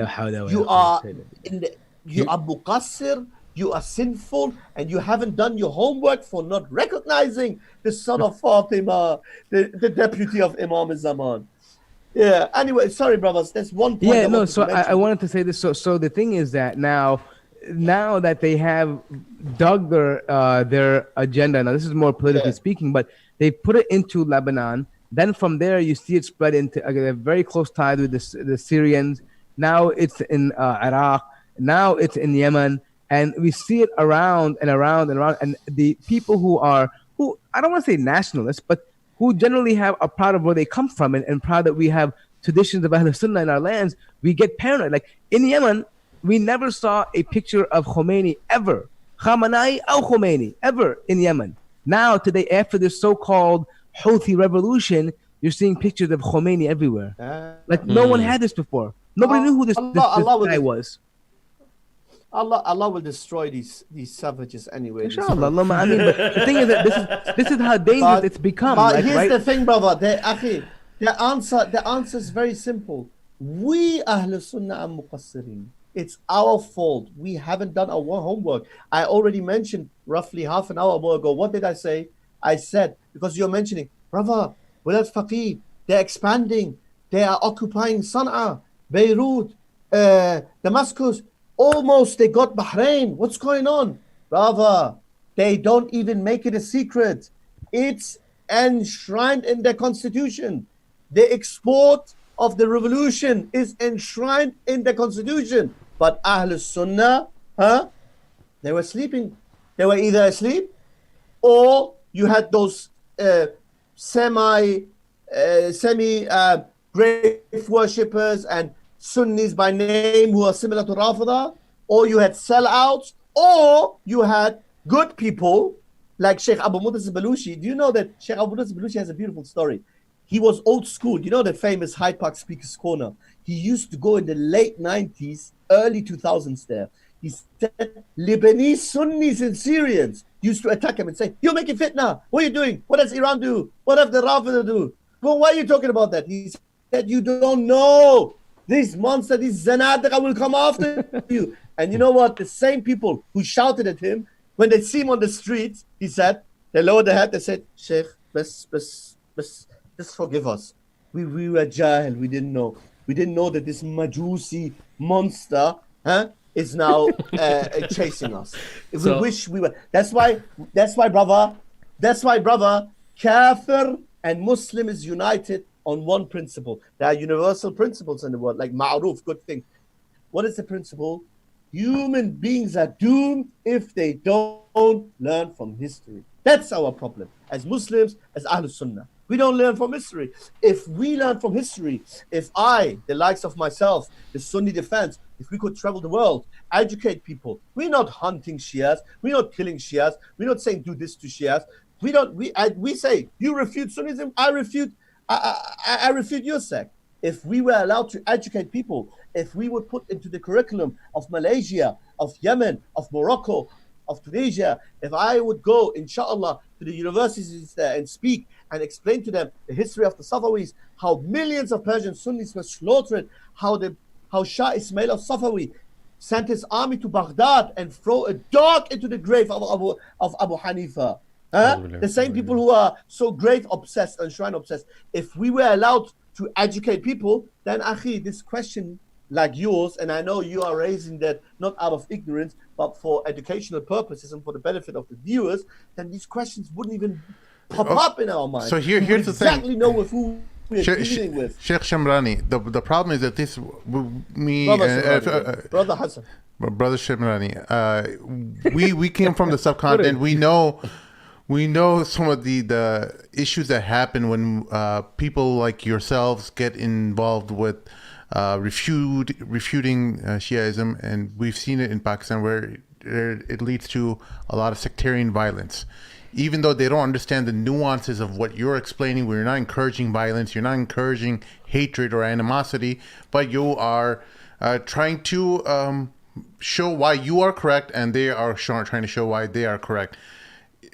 Do you think there is some wisdom in just not talking about it at all? Just, burying this subject. Good question. Everything in the Prophet ﷺ said in an authentic hadith, إِيَّاكُمْ وَالْغُلُو, and I think he repeated it 3 times. Beware of ghulu, of extremism. Anything in Islam in an extreme form is unhealthy. Refuting Ahlul Bid'ah, and I don't mean it, our friends, some people who are obsessed to expel every Sunni from the fold of Sunnihood. I don't mean those nutters. I mean like actual dangerous zanadiqa, refuting zanadiqa, or even refuting like theologically Christians even, It always involves, it comes with a toxic atmosphere, of course. It can't be healthy all the time. But you know what the problem is, brother? One big mistake people do, how do people judge me, for example? They see my social media account, they see my few YouTube channels. Shemrani is obsessed 24 hours with Shiism. He writes only about Iran and Shiism. I say to this miskin, I say, my friend, the ignorant, foolish man judges a man based on his professional, or let's call it his da'wah activity accounts. For example, someone like me, I have my private life. I try to take, when I leave this, when I finish writing my articles, as if I'm with my family, with my beautiful kids, and with my profession, I teach, alhamdulillah. I teach, and I'm very happy at my job, and I study full time. I went back to studies. I study languages. I'm very happy with my life. What are you teaching? I have a beautiful I teach German and Tajweed. German German. Tajweed? Private is that what it is? German and Tajweed. Not German Tajweed. German. although although I could sell it. I could sell German Tajweed as Tajweed to the Ayatollahs of Qom. I would like to hear a Tajweed with a German accent. He corrected my Tajweed when I said Farfig Nugan. He corrected it. Oh, okay. Perfect. Yeah. Anyways. I'll be back. So anyway. No, I get what you're saying. Like a lot of times people think that us, people who have personal or social media presence, that this is our whole life. We do it all the time. Right, exactly. Yeah. This is only a segment of who we are. Yeah, and they're naive. They don't even understand, for God's sake. They say, why is your channel, why is Sons of Sunnah all about the Sunni history of Iran? That's the whole purpose of the frigging website. All about why is your Twitter, Mr. Shemrani, why is your Twitter all about Iran and Shias and the crimes of Iran? Well, that's intentional on purpose. That's why I set it up. That's the whole point. But people are so naive, so shallow-minded. They say what? And by the way, when some people say self-hating, you guys said some brothers that said they're Asian backgrounds. How many Asian brothers did I meet who are experts on refuting the Dajjal and Shaitan, the clown Ghulam Ahmad of Qadian. So many are. Yeah. So many. Now, question to you, my dear brother, all of you who are sitting there, and to the viewers. If a person from Asian background exposes Ghulam Ahmad left, right, and center, does that mean he's self-hating? Does that mean he is somehow attacking his ethnicity? He's self-hating? He has issues with Asians or Punjab because Ghulam Ahmad was from the Punjab region? No. The Prophet ﷺ fought, although the Rafida, the Sahaba, the Kuffar, and the Murtaddi, black and white world, upside down world. The Prophet and his Sahaba fought the Munafiqun. The Sahaba, Abu Bakr, they fought the Arab Murtads after the demise of the Prophet. The Sahaba fought the actual Murtaddin. So does that mean the Prophet opposing Abu Lahab, his uncle, and other Arabs, that he's a self-hating Arab? No. So does it mean that Shemrani, Ebn Hussein, Hassan Shemrani, or other Iranian Sunni brothers, who are there many, like Sheikh 𝗦𝗦𝗕𝗦𝗧 Baluchi is of Baluchi Iranian descent, us refuting Shiism, which is our right, it's our freedom of speech, opposing Iran, does it mean we are self-hating? We don't like our country? I'm a self-hating Sayyid.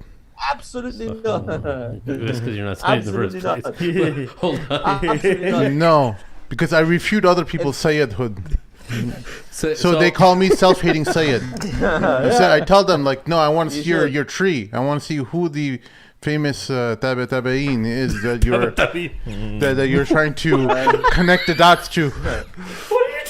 You know what? I want to see the famous. Wait, this is another thing. Wait, now some people That's get how mad the at me for people saying make this, the connect the dots. Dude. You don't understand. I'll be honest. Chef, you don't know anything. You're in America. I will teach you about how. Wait, hold on. I'm gonna say this, dude. I'm gonna say this. Any Iranian or Desi, whatever that says he's a Sayyid, I question it. I'm like, unless you get.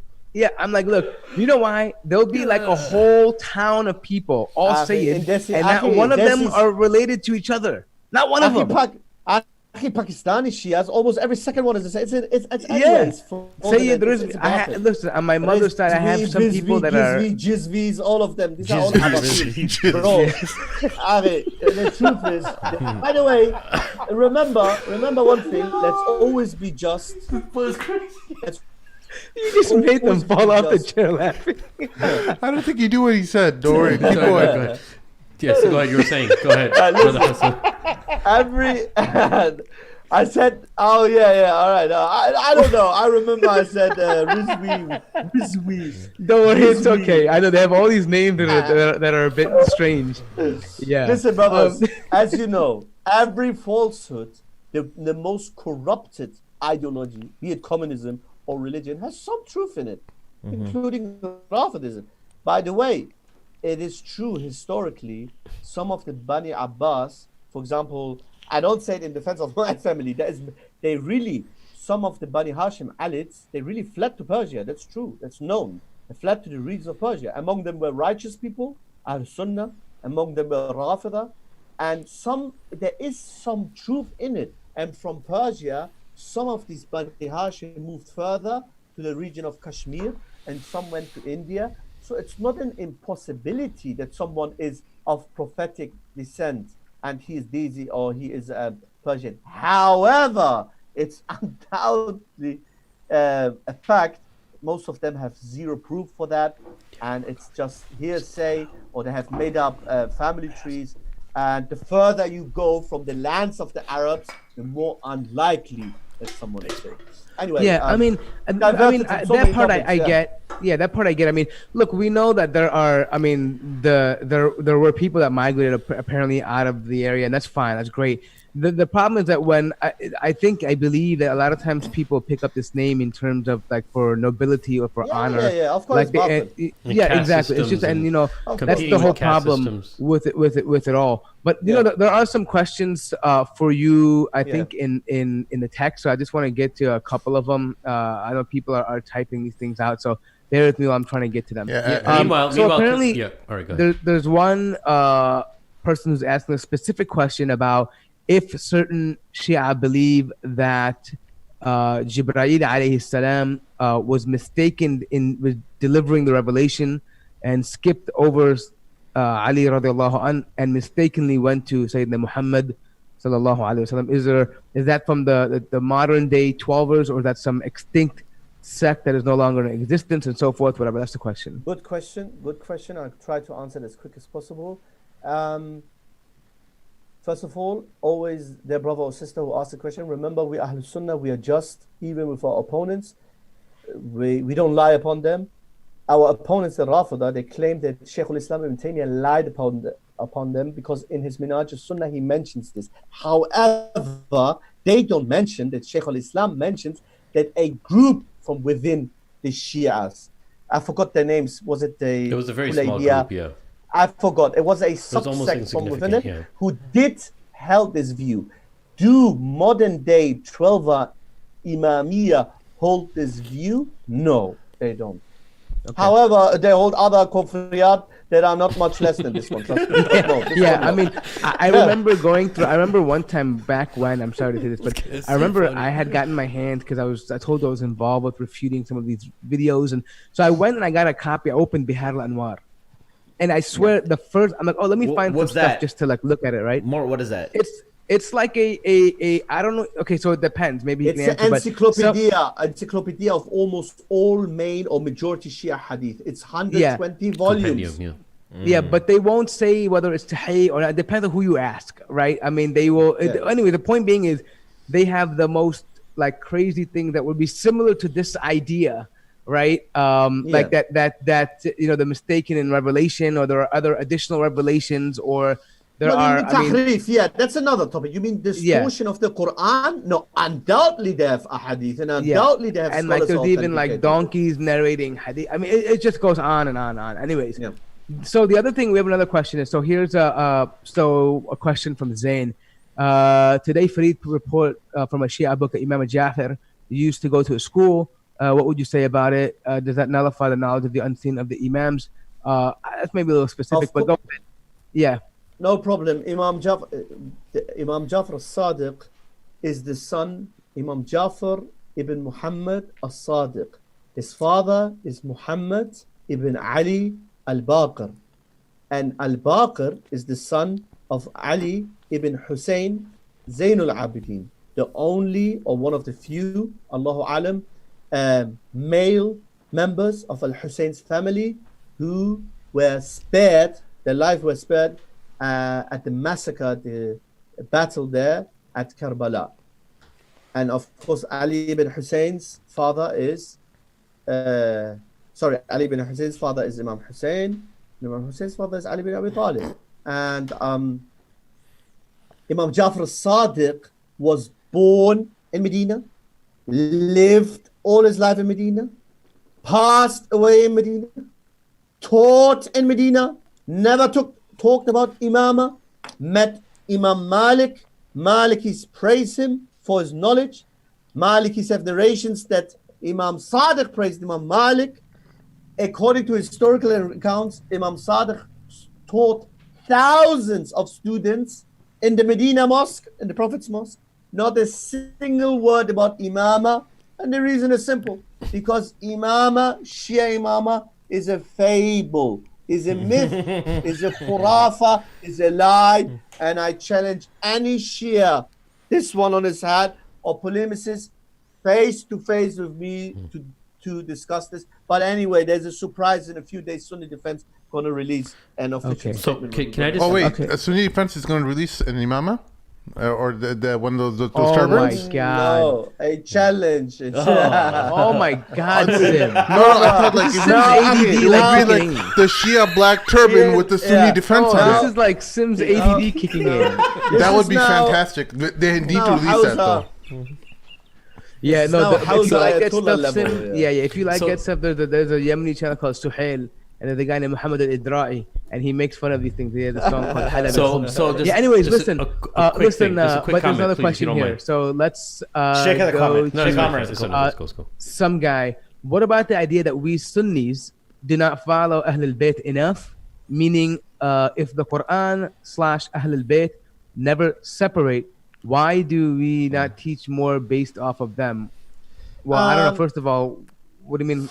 I think the question is a little odd that some guy, the Quran and Ahl al-Bayt are separate. We don't believe that Ahl al-Bayt are Quran.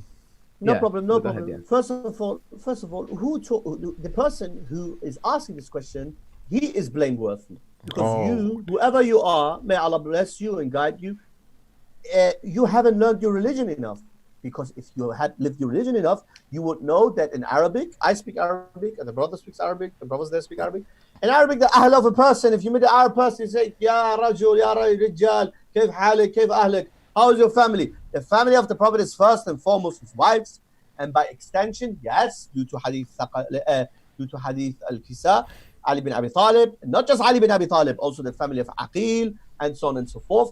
We have narrations, many narrations of Aisha, who is from the wife of the Prophet. We have many narrations from Ibn Abbas, who is from Bani Hashim, an actual Hashimi, not a Dajjal who calls himself Sayyid and hang on. The Quran with corrupted tajweed. No. We have an actual Hashimi who is Abdullah ibn Abbas. We have numerous chains of narrations. By the way, yes, I wrote an article about the narrations of Imam Sadiq, Baqir, Zainul Abidin in the books of the Sunnis. It's on a website called 𝗬𝗦𝗕𝗦𝗧. It's a blog by 𝗬𝗦𝗕𝗦𝗧. By the way, is a team member, Indian brother, very, very sharp-minded Indian brother, Ibn al-Hindi. His blog is called 𝗬𝗦𝗕𝗦𝗧𝗏𝑤ordpress.com. Very powerful blog, very sharp-minded Indian Sunni brother. This article I wrote it for him. Most Indians usually are, mashallah. It's on his website, and it proves that Sunnis have narrated more sahih, correct, with authentic chains from the big scholars of Ahlul Bayt than from the Rafida. Than the Rafida. As for the Ahlul Bayt never separate, brothers, they always mention this. They mention weak versions of the ثقلين hadith.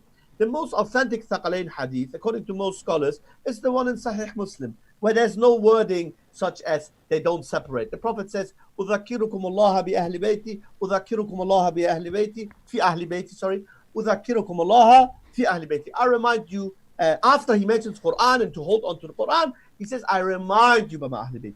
Other narrations include wordings like they never separate.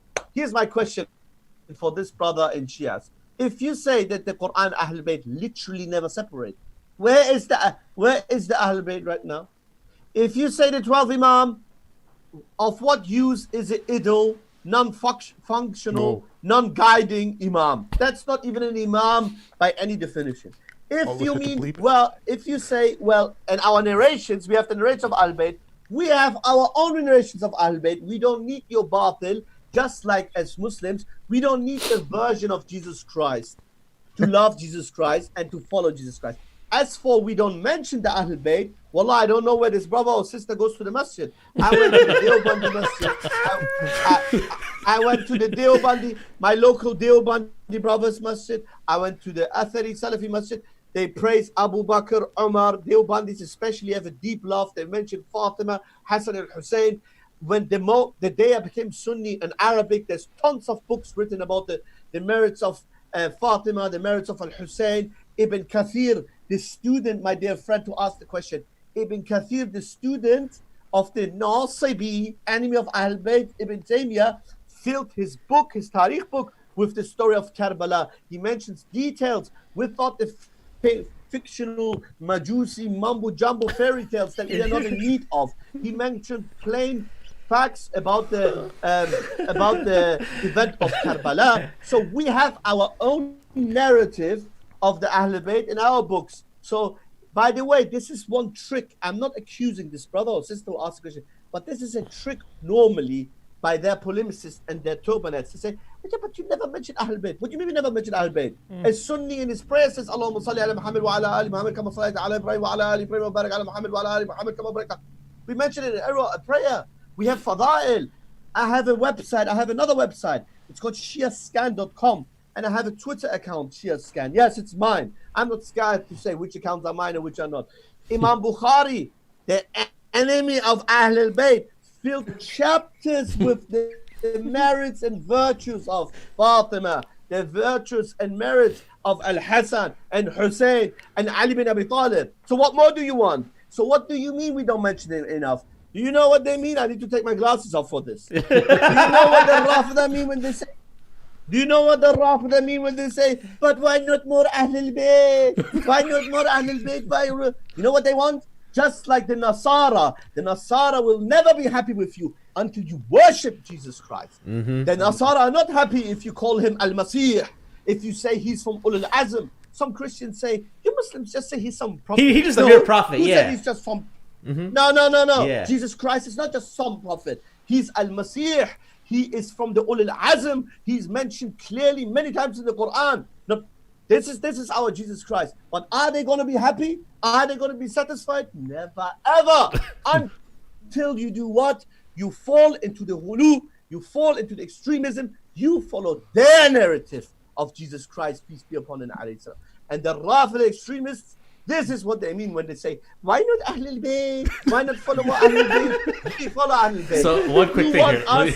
You want us to follow Zindiq Kuleni. We get it, son. It's all good. And we say, the hell with the Rafidi version of Ahlul Bayt. The hell with the Rafidi version of Ahlul Bayt. And ahlan wa sahlan to the Sunni Muslim Orthodox version of Ahlul Bayt. Back to my class. So Do you have a question? Well, just make a few clarifications, and I want to ask for you to verify something. So first and foremost, those of you who are just joining, we went through the general history of how Islam and the Muslims as rulers were the Umayyads and the Abbasis. After the Abbasis, then the Safawids came, or the Safawids in English, came and basically changed Iran into something that was more of a Shia entity or a state. And you clarified multiple times that the average Irani or average Shia person is not to blame. It's only the people who know, or only the people of knowledge, because they understand what they're saying, right? And the average person is just a very cool person. They're nice people. Shias and Sunnis may not even know each other as Shias and Sunnis. The average person in Iran. My mother is Shia. My mother is she's very lenient and modern, but she's still Shia. Yeah. My uncles, my aunties. Yeah. My country's majority Shia. Of course, but I think people need to realize. I think people need to realize where your passion is coming from.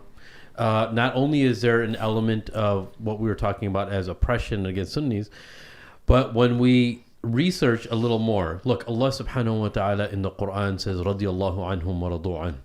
Allah was satisfied with them, and they were satisfied with Allah, as understanding Allah as their creator. He's talking about the Sahaba, namely the Ashara al-Mubashara, the 10.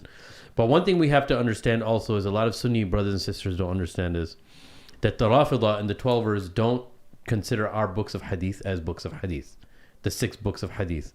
And if you really dig deep, there's some individuals from amongst the mouthpieces of the Rafida who claim that they have their own version of the Quran that no one else has. I was hoping he can get in. They claim that, and some of them claim that they know where Mahdi is, right? Mahdi al-Muntazar at the end of time. And if you want to... Wait, what's a Muntazar? Mahdi, the awaiting, the one who's awaiting. Mahdi. Oh, okay. Right? So, elaborate and verify, because I've heard that and I've read that multiple times, that the Rafida believe that they have their own version of the Quran that the Sunnis don't have, which is why they have an enmity towards the Sunnis. Inshallah.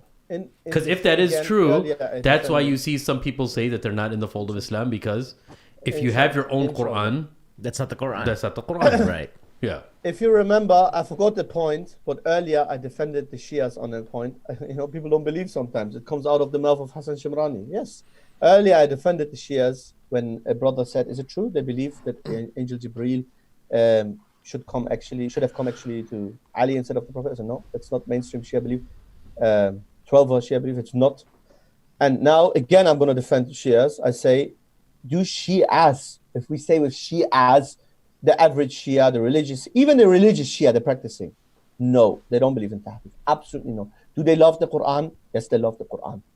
They love the Quran. The religious Shia has love for the Quran in his heart. He has love for Ahlul Bayt in his heart. Just like the religious Christian, with all his ghulu, with all his extremism and excessive love, it's still love. It's wrong love, but it's still a form of love. We can't accuse We can't say, oh, all these Nasara are munafiqun, you know, at night they curse Isa. Nah, they love Jesus, but it's excessive, wrong love. And the Rafida, I don't want to use Rafida for the average Shia. You know, I would the Shia masses, because it's less toxic term. The Shia masses, they have love for Allah, His Rasul, Ahl Bayt, and the Quran.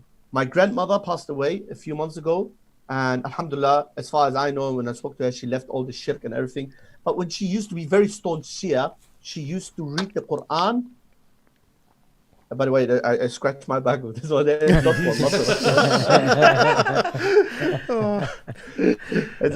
£4 from Amazon. Yeah.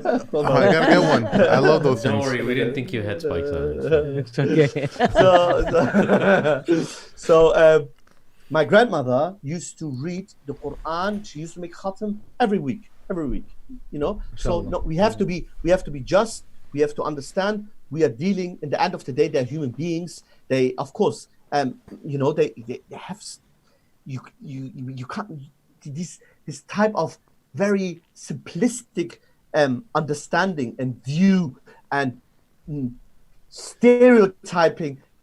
Although people might think that this is exactly what you do, Shemrani, it's not what I do.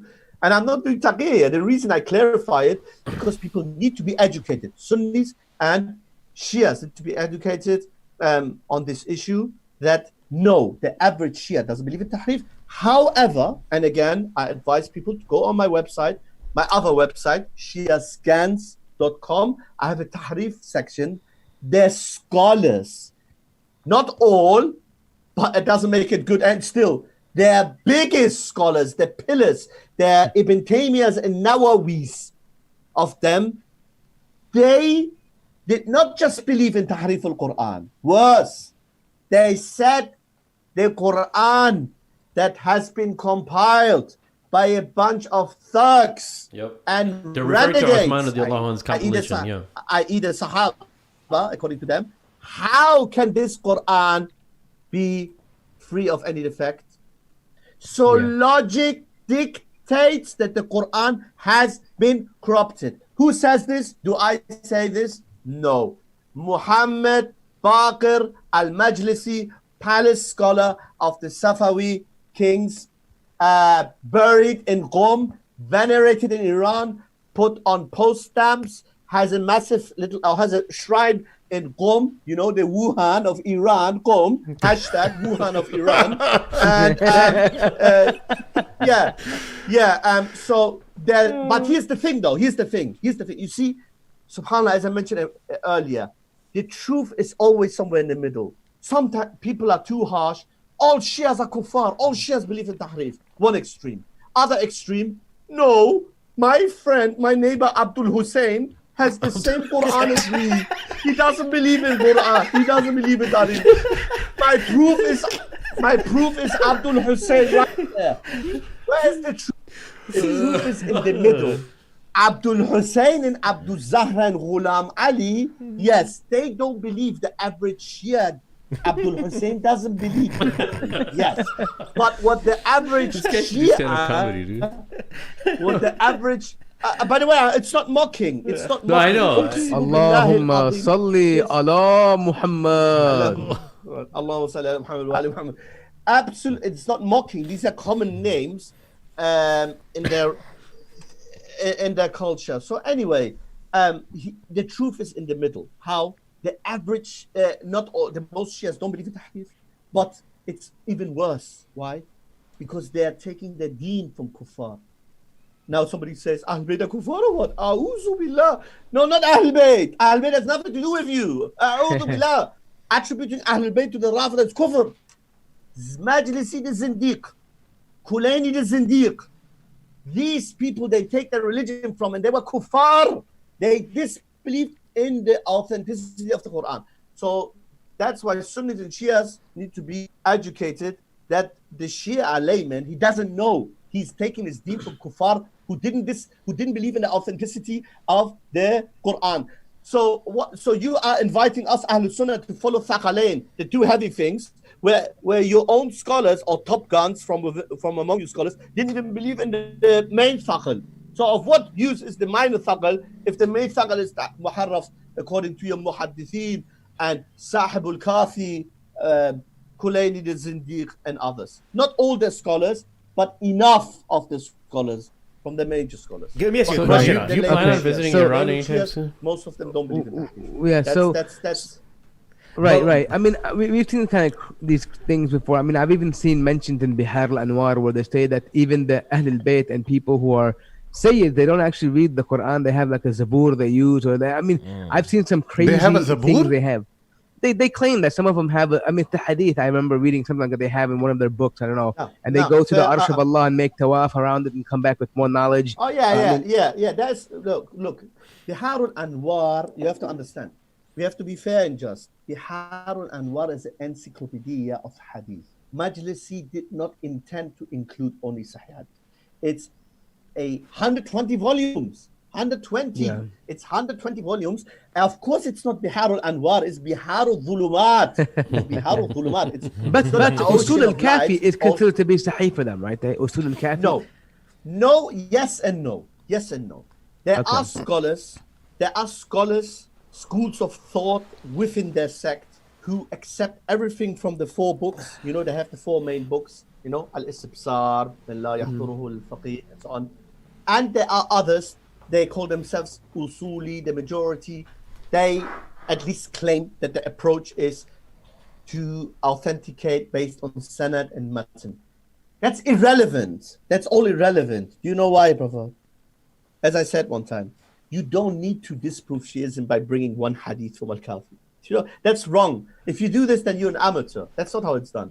You just need to bring. Why does somebody? I have a question to you guys. Even the most layman person, I believe, can answer this. I pose this question to the viewers. A scholar, a historian, a doctor, a Islamic scholar, when he puts pick chapters in his book, he doesn't intend that everything under the chapter is authentic. Fair enough, because that's what Shias argue, isn't it? Not every hadith in Kafi is sahih.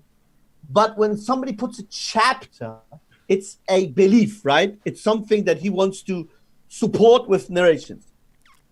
𝗧𝗨𝗥𝗓𝗦𝗧𝗜𝗢𝗙 has chapters that the knowledge of the Imams is like the knowledge of Allah, i.e.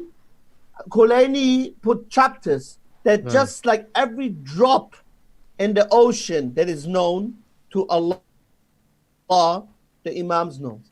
Every leaf that falls on the floor, the Imam knows. That's why when we do da'wah, akhi, that's why we are frustrated. That's why it takes energy, but we do it for the sake of Allah. When we make da'wah and shallow-minded people come, Quburi type of extremist Sufis and others, semi-Rafidi type of groups, and say, yeah, but bi-idhnillah, Allah can give ilmul ghaib. Allah says in the Quran there, but He gives the ghaib to whomever He wants. Yes, to His Rusul. Is Ali bin Abi Talib one of His Rusul? Is the second Imam, the third Imam, the fourth Imam, the fifth Imam, the sixth Imam, the seventh Imam, the eighth Imam, one of the Rusul?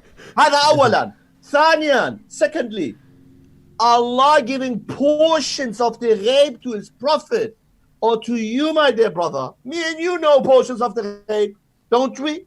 Through reading some ahadith, we know some portions of the ghaib. Our problem with extremists from amongst the Quburiyya, like the Rafida, is not that they say the Imams know some of the ghaib, bi'iznillah. Our problem is that they have described the knowledge of the Imam the same way as Allah describes His knowledge. Do you understand? Yeah. Mm-hmm. And Allah is my witness. I haven't even done a single lecture on this. I have no time. I haven't even done any. Everything that I mentioned, many things I mentioned today is the first time. In Persia, yes.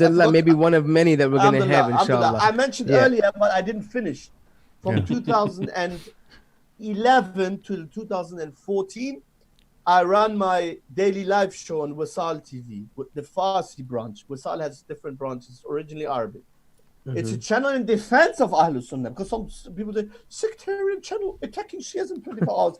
It was launched as a response to over 40 anti-Sunni sectarian Shia channels. So, by the way, you know, one time I said to a Shia person, the only reason we Ahlul Sunnah do what we are doing is because as a reaction not reactionary in a negative sense, is the mas'uliyah.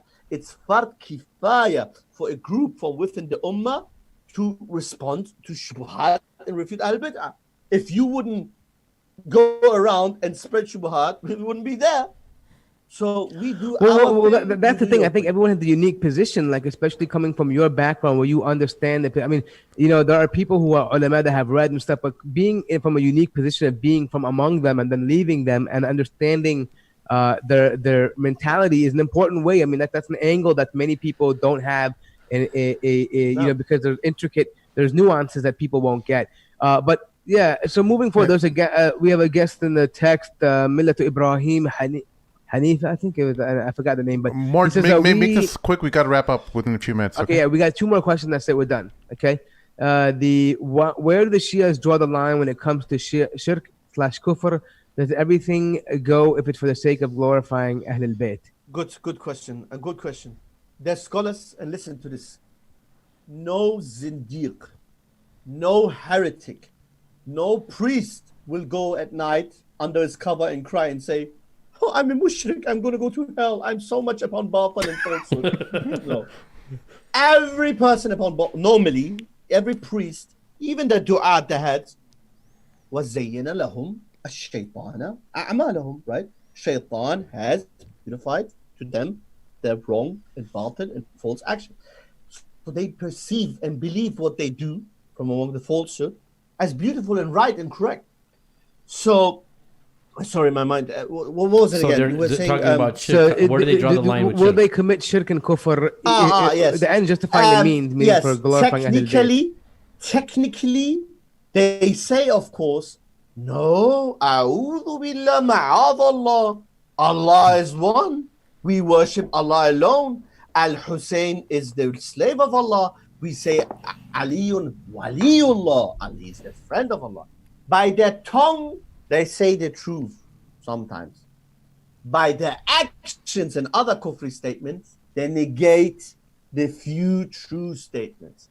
That is why, according to the scholars, now to wrap it up, even my own words, they say, because you said you can say whatever you want about Ahlul Bayt, Akhi, the scholars say whatever you want about the Ahlul Bayt in praise, except Rububiyyah.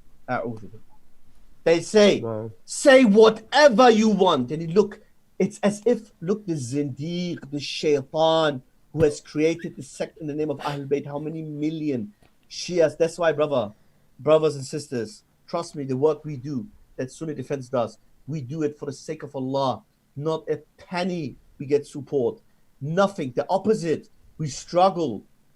Brothers and sisters, the shayateen who created the sect has misguided millions of Shias. That's why Shias are the first victims of Shiism. Before anybody else, Shias are the victims. Now, you might say, dear viewer, I disagree. I'm a happy Shia and I love my whatever, Latam and Ya Ali Madad and whatever. Listen, it's all done in the name of Ali bin Abi Talib and Ahlul Bayt. Ahlul Bayt are holy to us. We love them. And from Shiism is sectarian by definition. It nurtures by attacking Sunnism. So it is our right and haqq to refute your sect. We believe it's a form of worship and you can do your job. You can do your thing. You can refute us. You know, brother, earlier, I'm really sorry, but you mentioned something. I need to mention this. You said, what is it by people, say sectarian stuff? Akhi, it's because of muscular liberalism. It's because of false sense of multiculturalism. I had one time, this brother told me about his Jamaican, in London, we have a large Caribbean community. So he had this Jamaican neighbor who was a passionate Christian. And the passionate Christian made da'wah to this brother. Then the brother asked one day, this passionate Christian, hey, listen, what happens to me if I don't accept your version of Jesus Christ? He said, you're going to burn in hell. And then the Christian asked the brother, what happens if I worship Jesus Christ? The brother said, you're going to burn in hell. But let's be neighbors, still neighbors. Now, careful. They might misuse now my words and say, yeah, somebody's rafid, and they say, well, it's all right. We're going to curse around. Let us curse. We can peacefully coexist. Listen, you can coexist wherever you like. Can I go, brothers, the way I spoke today, free? Can I go in Qom? It's my freedom. It's my freedom. Can I go to Qom and say, to me, I made a research. I have an article about the 12th Imam of the Shia being a myth and resembling more the Dajjal than anything else. Can I go and distribute my little book or my little article in Qom or Najaf? No. If I get hanged upside down, can I blame anybody but myself? No. I don't expect from Shias any mercy if I would be that stupid. I'm not advocating that anybody does anything to Sunnis, no Shias. I say no Sunni in a majority Shia area can say even a single word against. In Persian, we say, Nagu baloi chishmish chesh abrus. Don't say that the guy has eyebrows above his eyes. It's a saying in Persian, a beautiful saying. Yani, don't even say, look, he got eyebrow. So, as a Sunni, I can't even criticize Khomeini's auntie in Qom. Fair enough, fair enough. And no, as a Sunni, we don't let you go to Medina around and say, oh, freedom of speech, we want to curse, because some of them argue like that. As for we live here, which are completely different standards, here everybody can curse the mother of Fulan and does. That's how the laws is. You do your thing, we do our thing, and the truth will inshallah prevail. And the truth is with the muwahidun, with those who have not exaggerated in the love for Ali bin Abi Talib. And these people are certainly, and inshallah, none other than Ahl Sunnah wal Jama'ah. Wassalamu alaikum. All right, guys, thank you so much for joining us this afternoon. If you didn't get to your question, make sure you put it in the comment section below. Sheikh Hassan, thank you so much for joining us. It was a pleasure. My greetings to all the brothers and sisters, the viewers, Muslims, non-Muslims, Sunnis, Shias, all of you. Hello, Shias. You enjoyed it.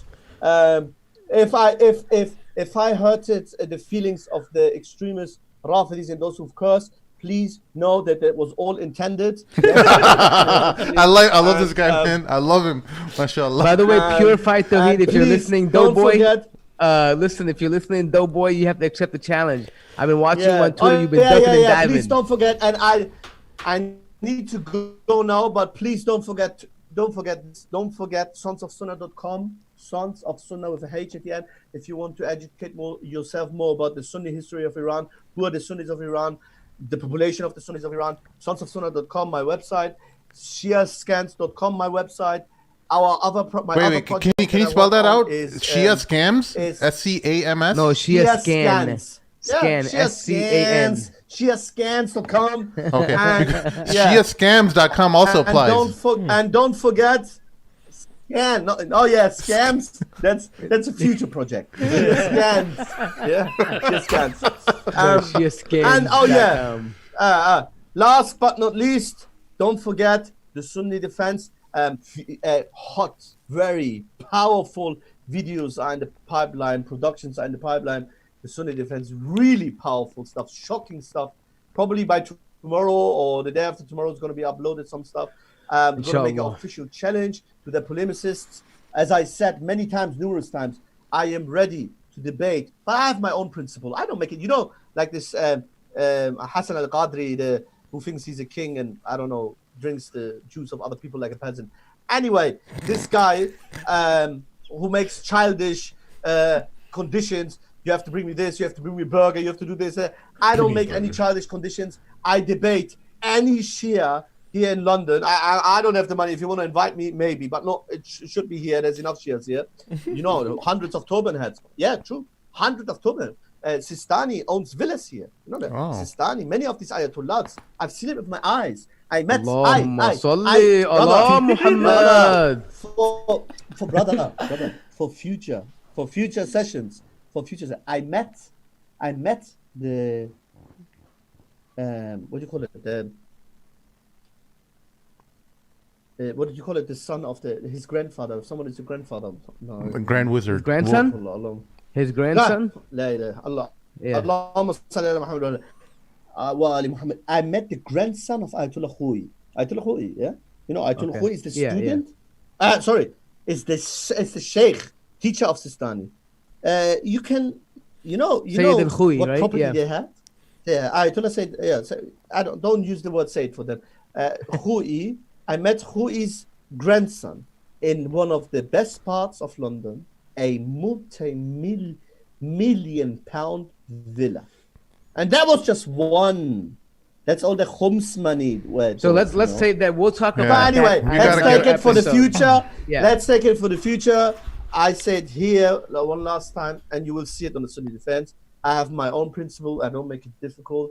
The crux of the matter, what is for the salvation of me, you, Sunnis, Christians, is imama. Anybody who is ready to debate imama for Quran and Sunnah, he can contact me, and I will accept it, inshallah. But more to that, more about that, inshallah, on the Sunni Defense. Inshallah later. All right, Sim, wrap it up for us, buddy. Jazakumullah khair. Take care, inshallah. I hope I didn't give you a headache. I'm also a chatterbox. I like to talk, but that's the way I am. I'm passionate. Thank you, everyone, for joining us. I hope the viewers enjoyed. And then salam alaikum. Take care, everyone. We'll see y'all next week. Assalamu alaikum. Yalla, assalamu alaikum wa rahmatullahi wa barakatuh. Salam.